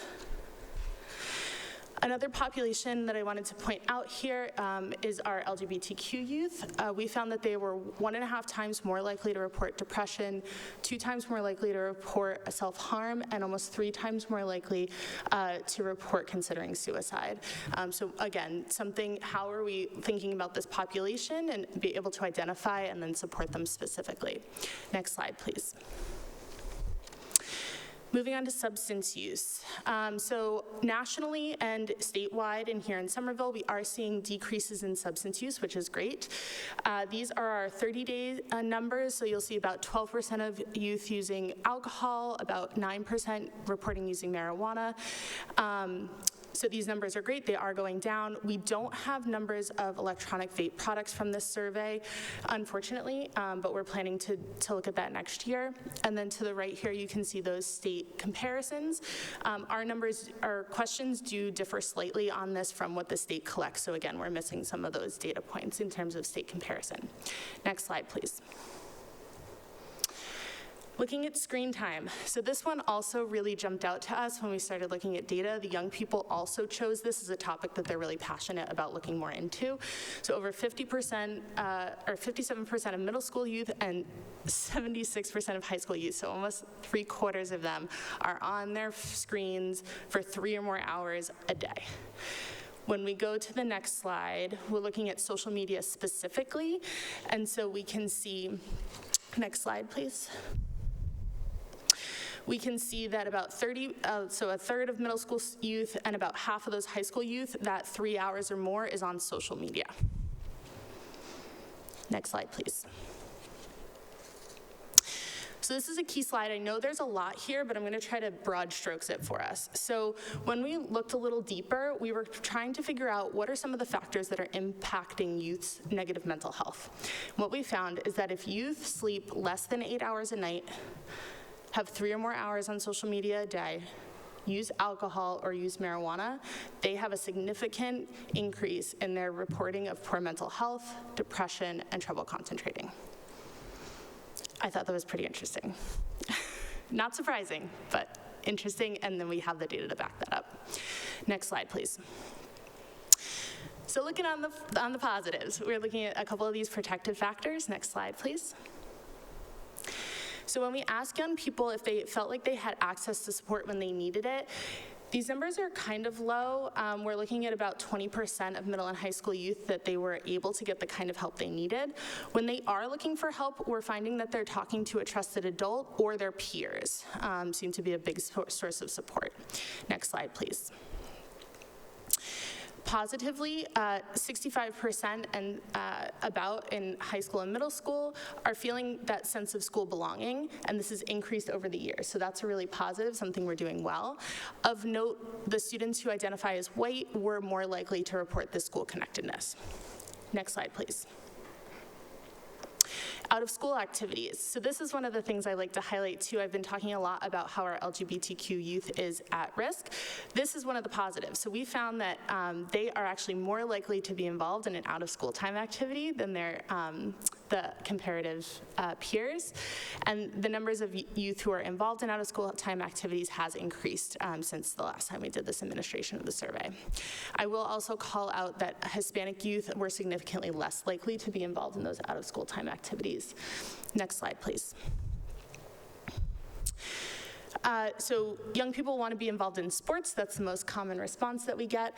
And we also looked at some of these barriers to participating. So some of them that I'd like to call out were conflicts. So responsibilities at home, inability to get transportation to or from the event, and needing to work were some of the reasons that students weren't involved in activities. Next slide, please.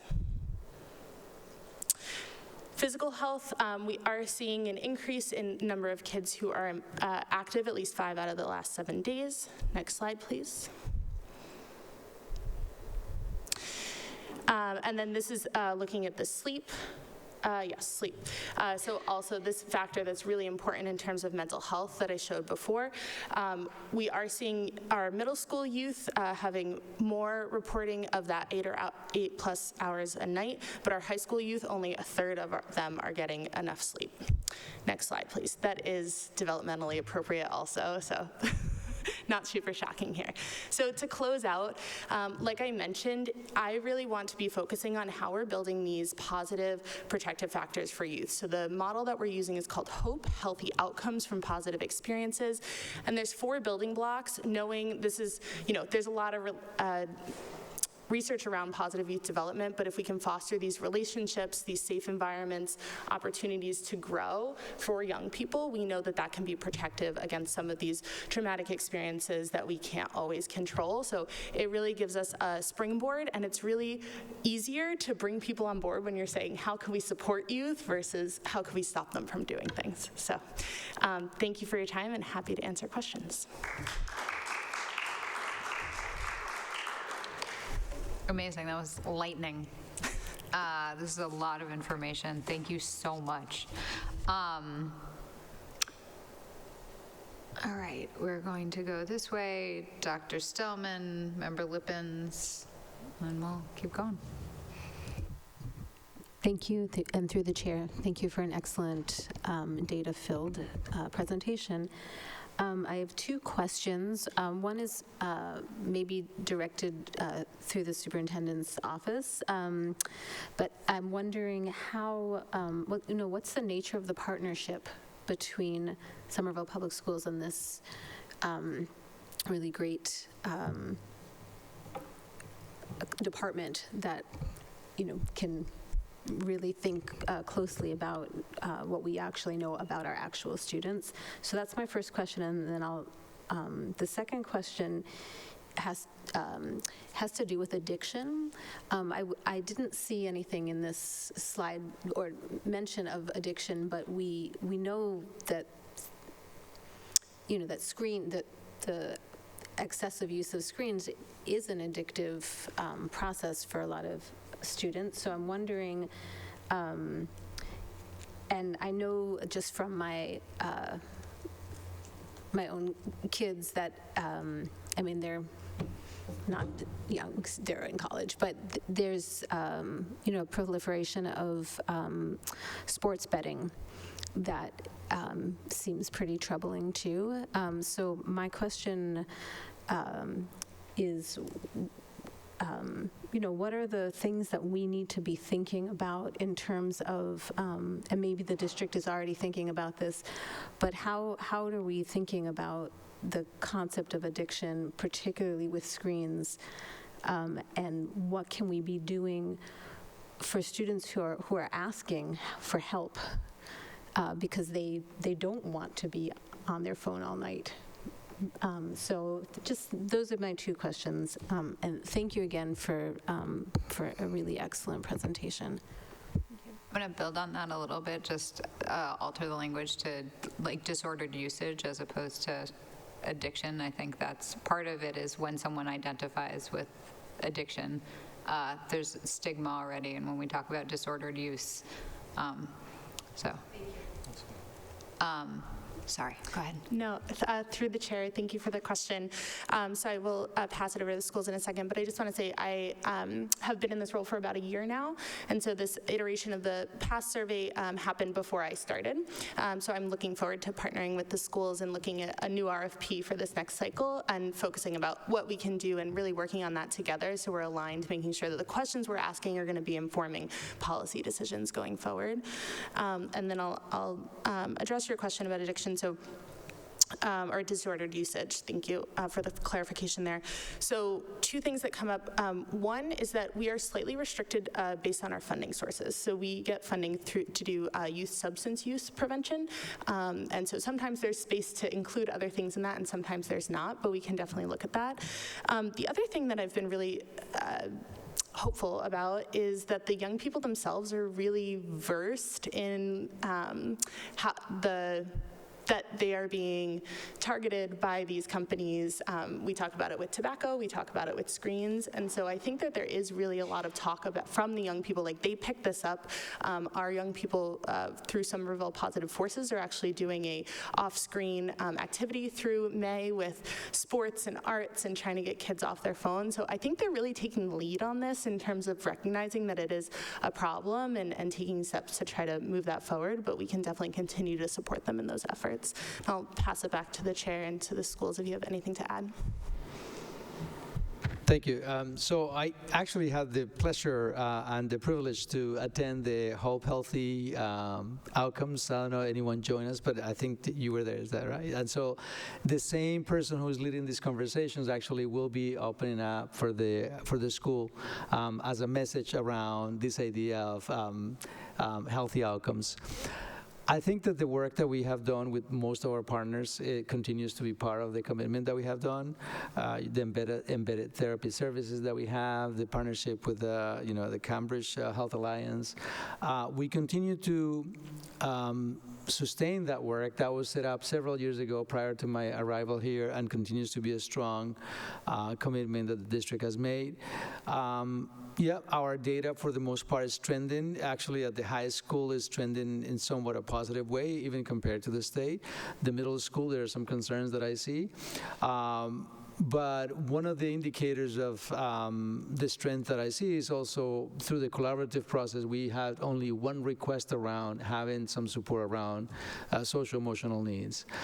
This doesn't mean that we don't have the significant needs. Just I want you to also think about the context for this. We are fighting against big forces. As you said, this idea of addiction and how the betting industry is working. They are creating new algorithms. TV and with TV,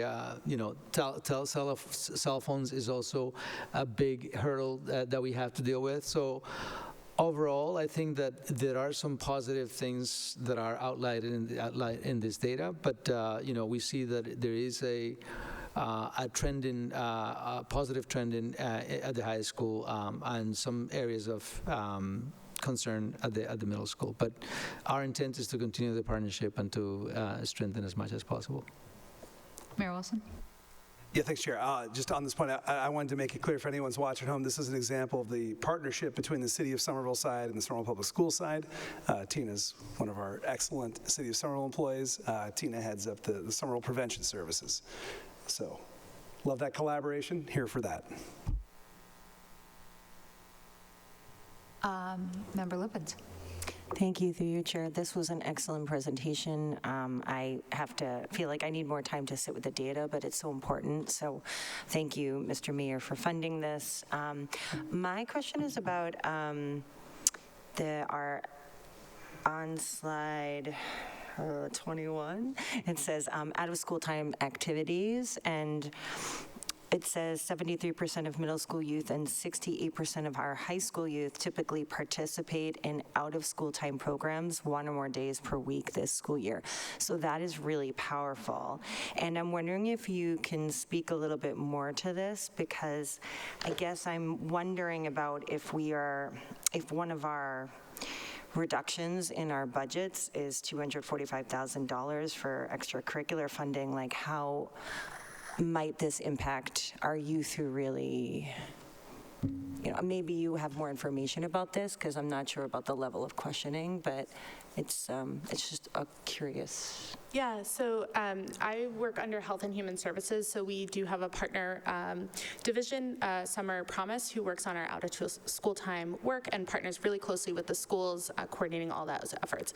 I will say that if we're looking at it from a prevention perspective, providing out-of-school time activities for young people is a cost-effective, beneficial way to support our youth. Like I mentioned, this is school and community, and so if we're thinking about how to support them outside of that school time, creating structured activities. So it's not even just, it's having a place to go, right? It's a safe environment. It's having a trusted adult and being able to make those relationships with somebody outside of your family home. It's how to navigate those hard situations with your peers right outside of that structured school time. It's unstructured. Like, that's how kids learn, and they make mistakes and they fail and they grow. Like, those are all essential pieces to youth development. And so I know there's really hard decisions that are going to be made in this upcoming fiscal year, but I think continuing to fund programs like this or find ways to make them possible here in Somerville is really important. Can I have a follow-up? Yep, follow-up. Thank you.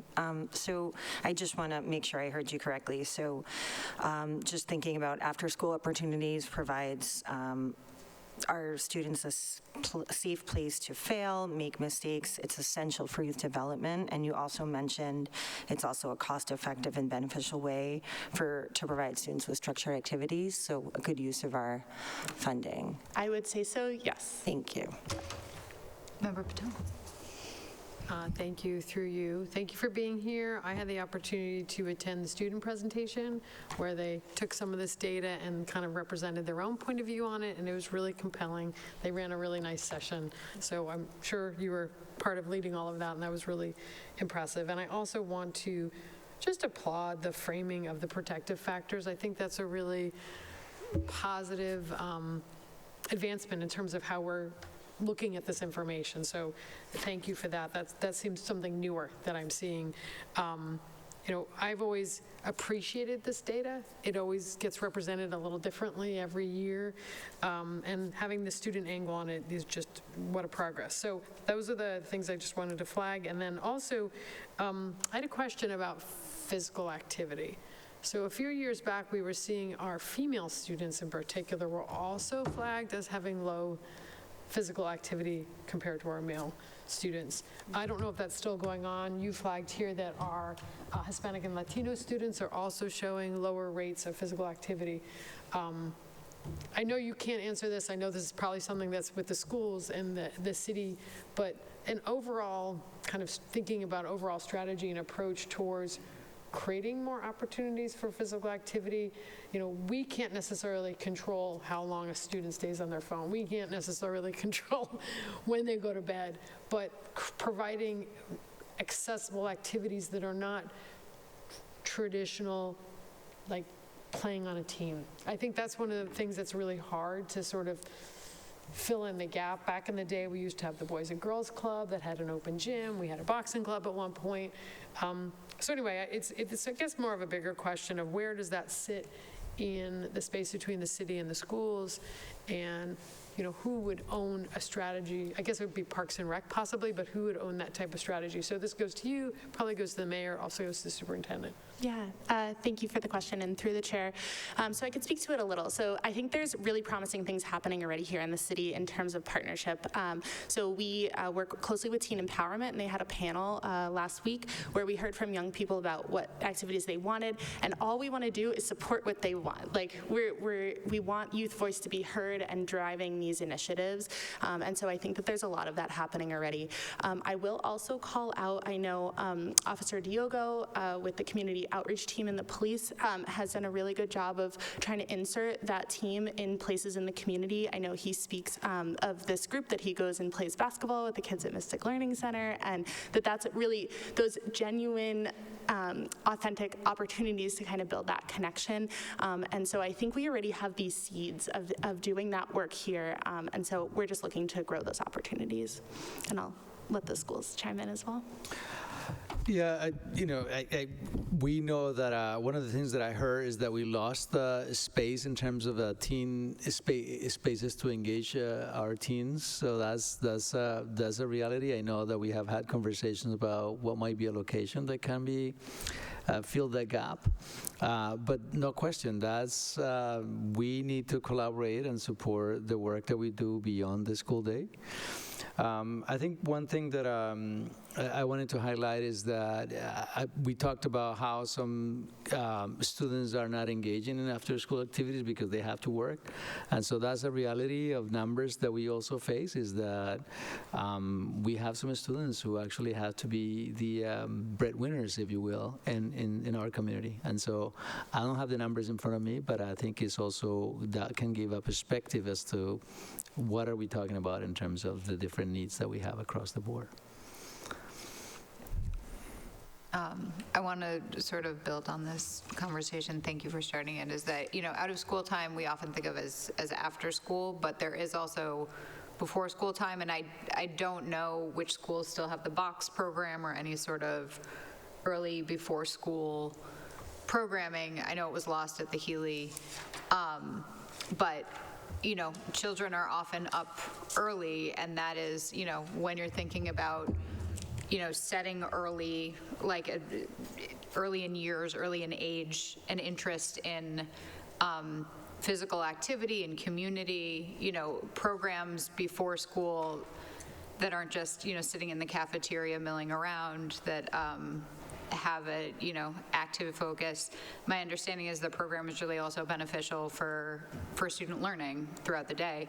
I just want us to think of out of school time in comprehensive ways, including before school. Member Viton. Thank you, Chair Ackman. Through you, Director Los, thank you for this really fantastic presentation. This is always sobering to see these data, and hopeful in some ways too, and so I really appreciated your framing. You took me really on an emotional journey with this.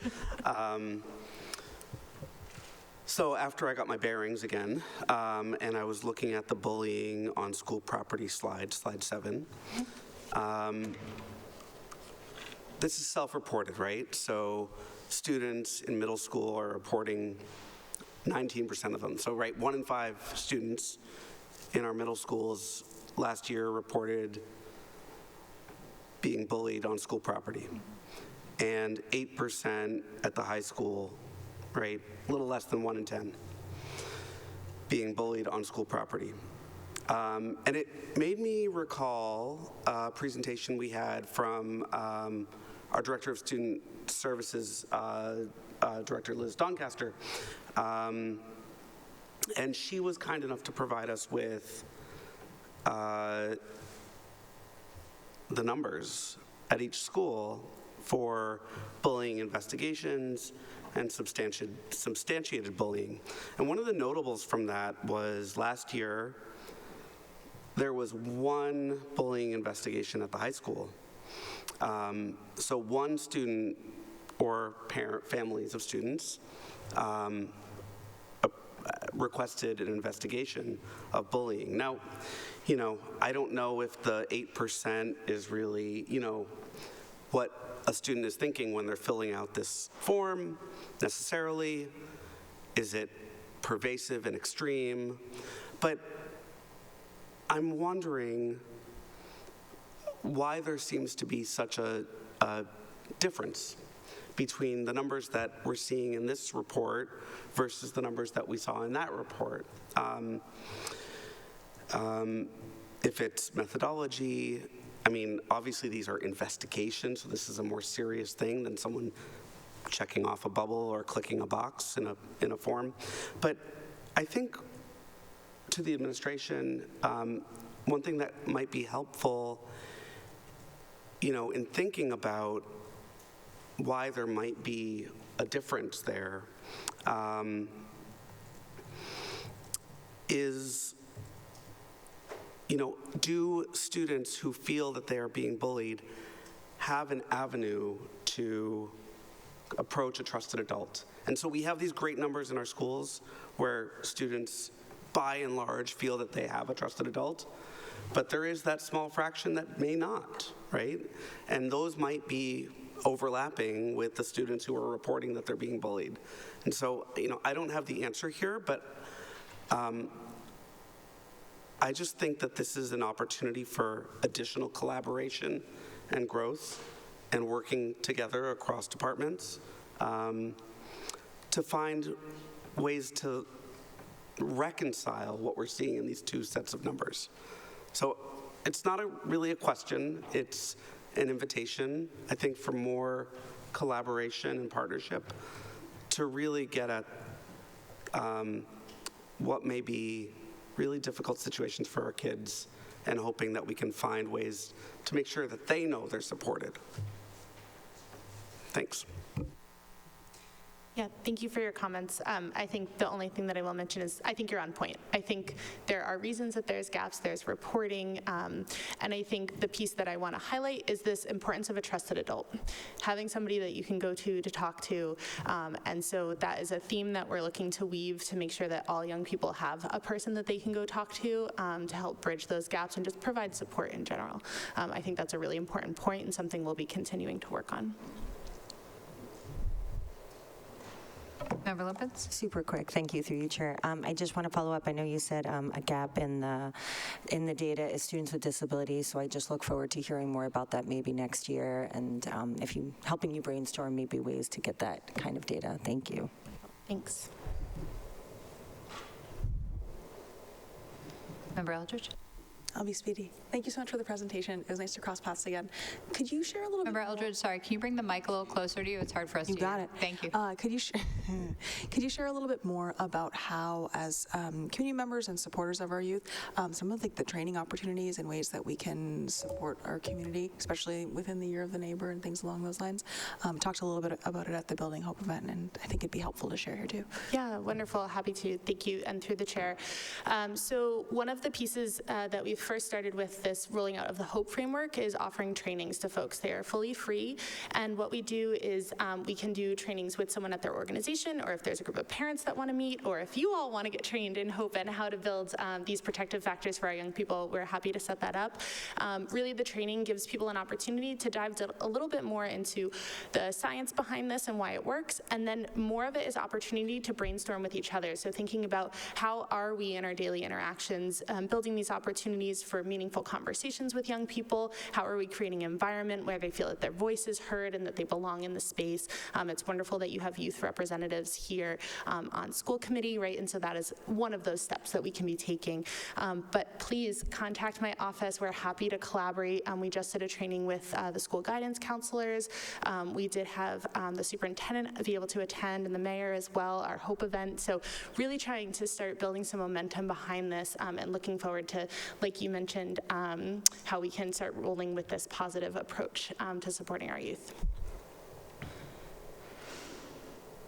I'm actually going to call myself, and I don't know, you may not be the one who has the answer, and maybe to the superintendent, but sort of my understanding of our mental health supports is that, we try and do as much individual counseling as possible, and then as far as group supports, we have BAM and WOW, which are amazing programs, but are there other, when I think about counseling and sort of, programs to support, do we know if there are other, forms of group therapeutic support that are available? Because as you showed here, the peer piece really matters. And so individual therapy is wonderful, BAM and WOW are amazing programs, but, for students who may want other opportunities, do we know if that's available?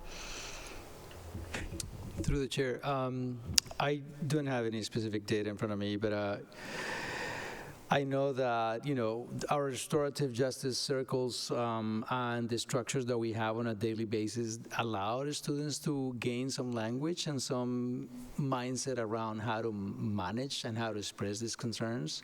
Again, it's not like any lesson, it will not land the same for everyone. I think there's some kids who will need any extra support. I know that sometimes social workers and counselors do other rounds of like lunch bunches or things of that nature.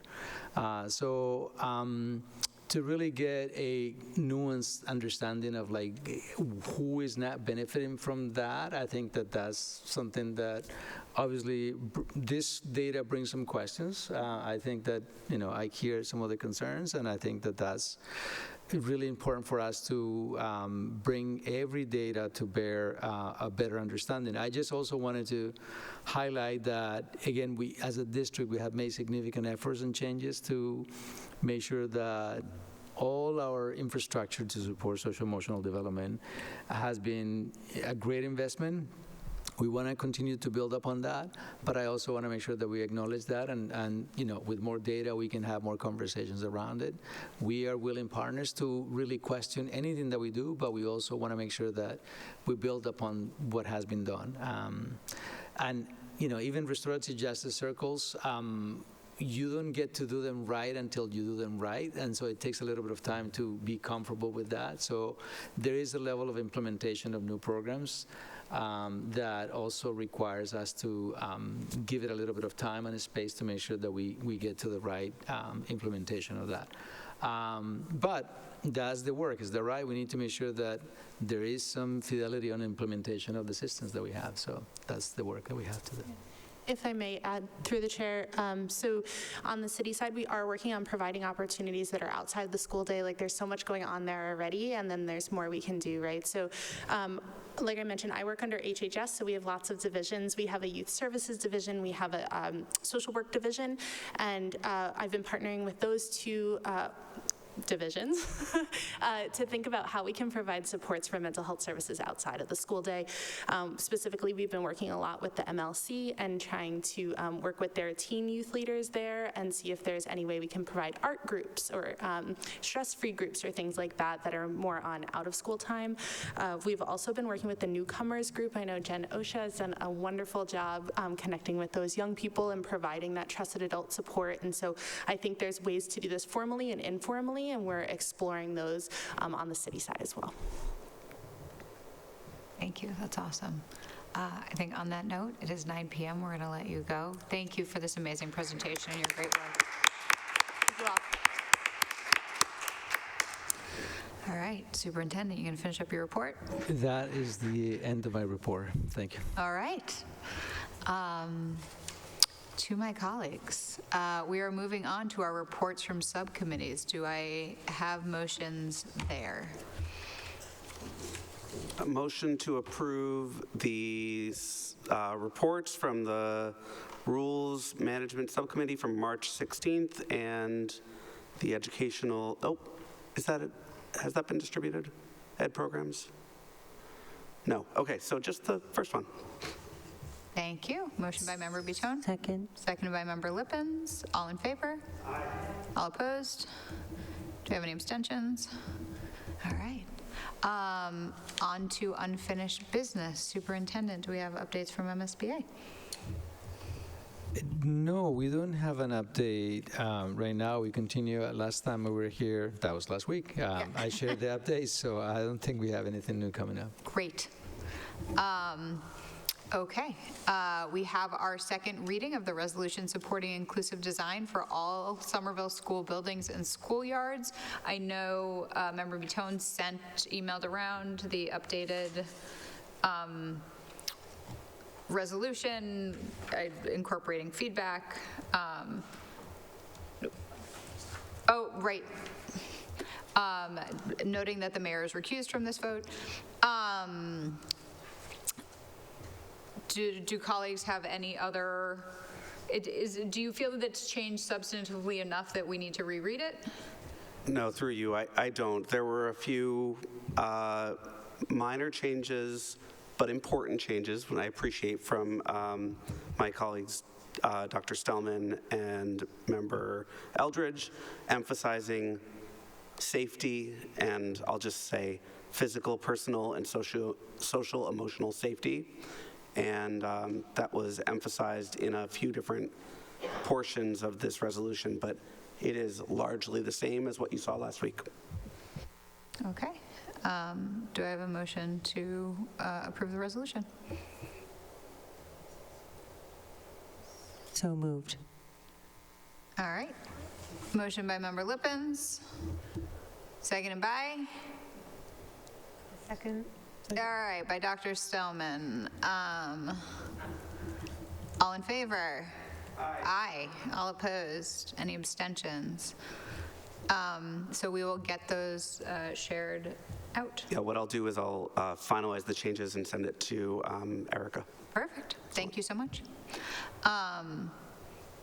All right. We now are moving on to second reading of appointments to the Ranked Choice Voting Committee. We will be voting on whether to appoint Eleanor Barish and Jack Perinack, and the Public Financing of Campaigns Committee, Ilana Krepshin and Devin Moose. Do I have a motion? So moved. Second. Thank you, motion by Member Petone. I'm going to call that a second by President Davis. Oh, that was awesome. Thank you. That's what I needed. All right. All in favor? Aye. All opposed? Any abstentions? I will notify them of their appointments. Thank you to my colleagues. On to new business. We have an integrated contract which you will be authorizing me to sign. This was already voted out of executive session, so we will do this publicly. Obviously, we can talk about it. But under new business, we're going to item A. Do I have a motion? Motion to authorize the chair to sign the UAW Community School Integrated Contract. Second. All right. Motion by Member Petone, seconded by Member Lippens. Any discussion? All those in favor? Aye. All opposed? Any abstentions? Thank you. All right. And I'm excited to hear the report out of the school committee coordinated office hours. Thank you, Ms. Petone, or Member Petone, for all your great work there. Thank you. I'm going to open it up to the body to see if anybody wants to bring up any highlights or concerns or whatever, and I will share mine own, but I thought I'd open up to anybody else who wanted to report out. All right, we're gonna go around the circle in a clockwise fashion. Member Petone. Thank you, Chair, through you. Appreciations to Member Petone also for coordinating all of us and getting all this ready. So I had two office hours. Both were sparsely attended, but I did have some important conversations. In particular, we had a teacher who was concerned about cuts and relayed the importance of supporting teachers in, so we also had our state delegation there, in policies that will help them manage their classrooms and conduct their teaching in ways that they know will support their kids. So that was one, and then the other was, I actually had some interesting conversations around the transfer of the AIM strand from the Winter Hill School to the Argenziano and all of the changes around that transition. So very good conversations. Thanks. Thank you. Dr. Stellman. Thank you, through the chair. First of all, thank you, Member Petone, for organizing this. And, well, I felt... Yes. Okay. Yes, and I appreciate our colleagues who have done this before to give us new people advice. So that was really great. I want to just recognize that I felt very prepared for this because the parents that I was able to talk to when we had a joint meeting in Argenziano, and I hosted it was sparsely attended, but some parents at the West Somerville Library in the community room. And people wanted to know about budgets and what does that look like, and so because of the work that Dr. Kimona and your team has done, thank you for pushing us, Mayor Wilson, on being very transparent and having a realistic view of how much money we have and and the fact that we might have to cut things.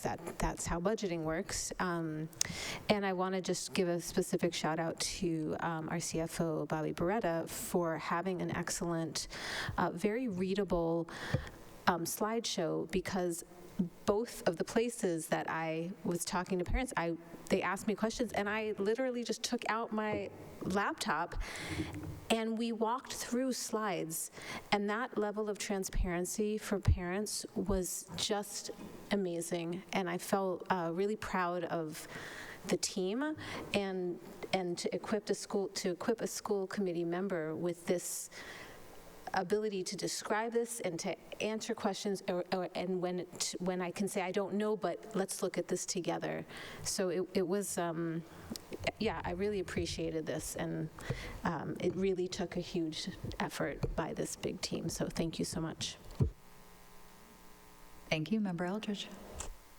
It was fantastic to have Dr. Selman over at Argenziano with me, and I will echo that we did talk about the budget. There was also discussion of what Committee Member Patone brought up earlier about the transfer of the Ames Strand from Winter Hill to Argenziano, and there was also a discussion around the OST offerings and when there might be some more information on the report that was put together. That kind of was the context of most of my conversations. But yeah, that's it. Thank you, Member Lippens. Thank you. I also had several office hours, one with Ms. Eldridge, and Mayor Wilson attended one, so thank you so much. I heard a lot about the Kennedy enrollment concerns, which I think we got a little bit of context on. Parents are just wondering about, transparency around the process and involving teacher and parent input. There was a question about the new high school student handbook and specifically questions about how sick time will be addressed. There were safety concerns, which I think were brought up about the Argenziano and the AIM program. For our ML PAC, we didn't have as many families, but something that resonated for me that did come out of that was events outside of school, and there's often like a cost associated with like outside venues that might feel more comfortable and safe for our families. And I didn't know like where would that money come from? Are there other opportunities that maybe we can explore? But the sense that I got was this is something we want to be creative about, of how do we plan community events that really feel inviting, inclusive, and also safe. And then I had a great conversation about just continued support for our CTE programming and funding. Thank you. Thank you. Member Patone, do you want to go? Great. Fortunately, a lot of things we already talked about with around enrollment that I heard about, which were the interest in the plans to change the catchment areas and wanting to see that work happening sooner rather than later, and the questions about the bubble, which I think the district did a good job explaining what was going on, that bubble at the Kennedy. Someone spoke specifically about the transition to a larger school on Sycamore Street and the safe walking plans, and making sure there's sidewalks and protected bike lanes, and that the work gets done ahead of time. So it's not like the school opens and all of a sudden everybody's like, whoa, we need bike lanes. And they would just want to make sure that planning happens sooner. And then, as the years go on, being prepared, is there going to be any cannibalization around the Brown, as if and when we move forward with things, people are somewhat worried about enrollment for the Brown and making sure they're still filling that school and there's not too much pressure on the West and the Kennedy, but shockingly, the Brown had very high enrollment this year. So, but again, it's a good question, and I think we should have these conversations. And yeah, there was also some advocacy for sustaining the Brown School. So specifically around, losing that neighborhood school and losing that parent choice of a small school. Some interest in, is there ever consideration to just upgrade the Brown for ADA and not do all the other things that were identified, and kind of saying that they felt like that the number was so high because there was such a large scope to the work. And obviously we had some really interesting conversations about that. And then would the city consider an override to repair the schools? So, and we talked a lot about school assignment, which we've already hit, so thank you. Thank you. I want to note, and I think this came from you from a parent conversation earlier, that as we sort of consider the schools moving forward, that at some point, in a few years, enrollees at Winter Hill and Brown are going to want a firm commitment that the new building that opens, that they will be prioritized for. And that was something you brought up earlier, and it's something I want to make sure we keep saying out loud, because, at some point we need to make sure in our enrollment policy that that is carved out. Yeah. We talked about this through you. We talked about this in the school buildings meeting, but there were some concerns about, at the Kennedy specifically, about water damage in the building. It already came up in that building committee, and I think it's going to come back at some point. So I just wanted to raise that. And there was also a concern about how we do monitor based on the COVID work around not air quality, but like air exchanges, but there was some concern about air quality. And so right now, I think our work that we do and we report out is more about air exchanges and making sure that we're having fresh air versus air quality. So we did get some feedback from the DPW that they were going to do some investigation about what was going on there. So again, this is just a report out from a parent, so it's not an official thing. Mayor Wilson. Thanks, Chair. Yeah, on that, I'd heard the same thing about the Kennedy School, about the water damage, and obviously that leads to, huge concern. Is the roof failing? When we dug in on that, it looks like the water infiltration was coming from systems inside inside the building, not exterior damage, so that's at least good news. We do need to repair the roof, need to replace the roof at that school, the Healy School, the West, and the Capuano. So more on that front soon. But we're on it. That's the takeaway here, is we're on that. Aware of it, naming it, and hopefully addressing it. Thank you, Mayor. I will say in East Somerville, I didn't hold official office hours. I went to a lot of neighborhood events, including our neighborhood cleanup, Padres Latinos, Neighbors Helping Neighbors. And in East Somerville, we are still very concerned about ICE, about our neighbors, about our community. I have been very impressed with how, our community has stepped up in order to support families. I'm incredibly proud, but that is still the, overarching concern, as well as, how East is being staffed. But I think we have all received numerous emails on how East is being, on the requests about additional supports at East. So those were, what came up when talking in East Somerville. Is there anything else on reporting out of office hours? Okay. Member Eldridge, the Shore Educational Collaborative Report. Is there anything you wanted to note specifically? This will be brief. I attended one meeting, so I really still am getting acclimated over there. There was a review of financial statements. There was a vote on expansion of the master's degree program and approval of new hires. The next couple of meetings are going to be really important because they're critical for budget approval. But other than that, that's what's going on at Shore. Amazing. My one request will be from my years of doing that role is once they vote on whatever, or once you vote on what the increase in tuition will be, is to notify the district as quickly as possible. Because I remember once saying it out loud and watching the superintendent's eyebrows go up. So that's why, please learn from my mistakes. All right. With that, we're moving on to approving field trips.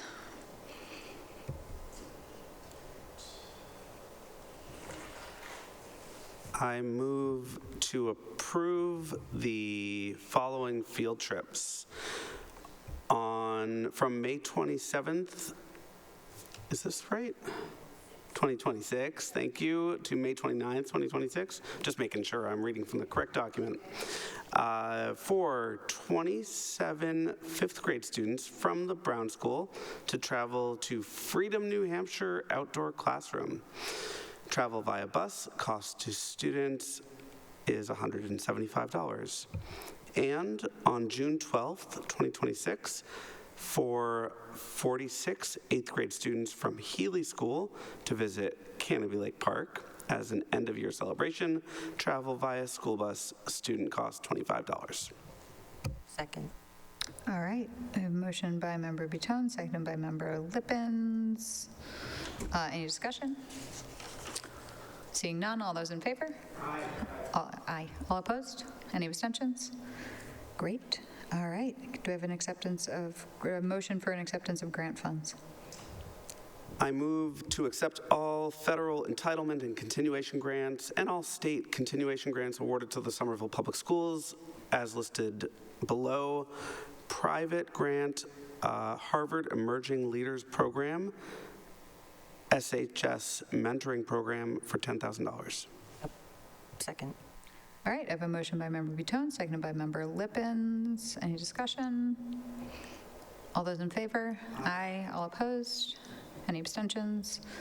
Great. Congrats to the district. This is a new agenda item that came at the request of Member Butone, where we, try to highlight, and because I feel like, we put items out, but we're trying to be more transparent of sort of what is coming down the pipeline. And for us, this is through the end of the school year. I can't promise that we will have anything for August next month, but aside from the MSVA vote that we'll have to take, but we're going to do our best. So I guess it will be in 2 weeks, or our next meeting in May. The hope is to discuss MTSS and the special ed program review. And then I assume we will also have Bhavika's AAPI presentation, which I'm pretty stoked for. And then in June, we will have an out-of-school time presentation. We'll be doing our district budget and MSBA plans. Member Butone. Chair, through you, I just want to compliment you and the superintendent and his team for putting this together for the reasons you articulated, transparency, and I think it helps us all. So just thank you. Yeah. And it's brand new, so any feedback is welcome. All right, on to community or calendar items from our committee members. Superintendent. Thank you. Thank you for the microphone. I just wanted to remind everyone that we have an MSBA meeting again, or not, well, that's a community design workshop that is being hosted by the architect group.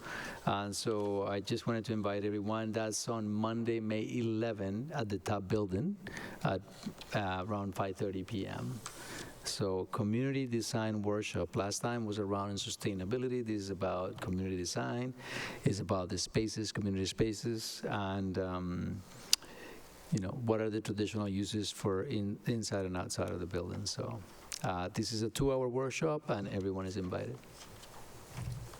Great. I hope that our new resolution comes into play there. Member Patone.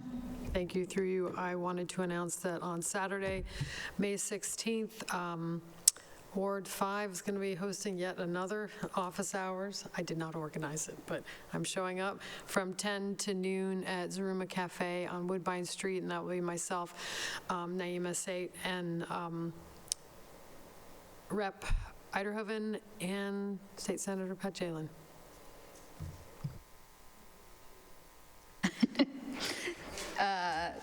Thank you. I also want to take this moment to remind my colleagues that talking about calendar, Erica has done an amazing job of organizing a spreadsheet of all of the events. We're hoping to have coverage meaning at least one of us at all of them. But also this is, from the beginning of May to the end of the school year is a bit of a gauntlet for us. So we want you to, attend, but thoughtfully balance. All right. Member Bideau, Mayor Wilson. Thanks, Chair. And on that note, I want to report we are making progress in my office. Our scheduler has some very good ideas about how to do that elected calendar so that folks know what's going on in the community and you aren't left to try to piece together a bunch of emails and try to keep on top of the city calendar. So coming very soon. That's very exciting. Thank you. All right. Member Bideau, do we have condolences? We do. All right. Yeah. Somerville Public Schools and the school committee offer our deepest condolences to the families of David A. Gardner, father to Ruth Ronen, coordinator of district communications, and to the family of Vera Ventura, TV media teacher at Somerville High School.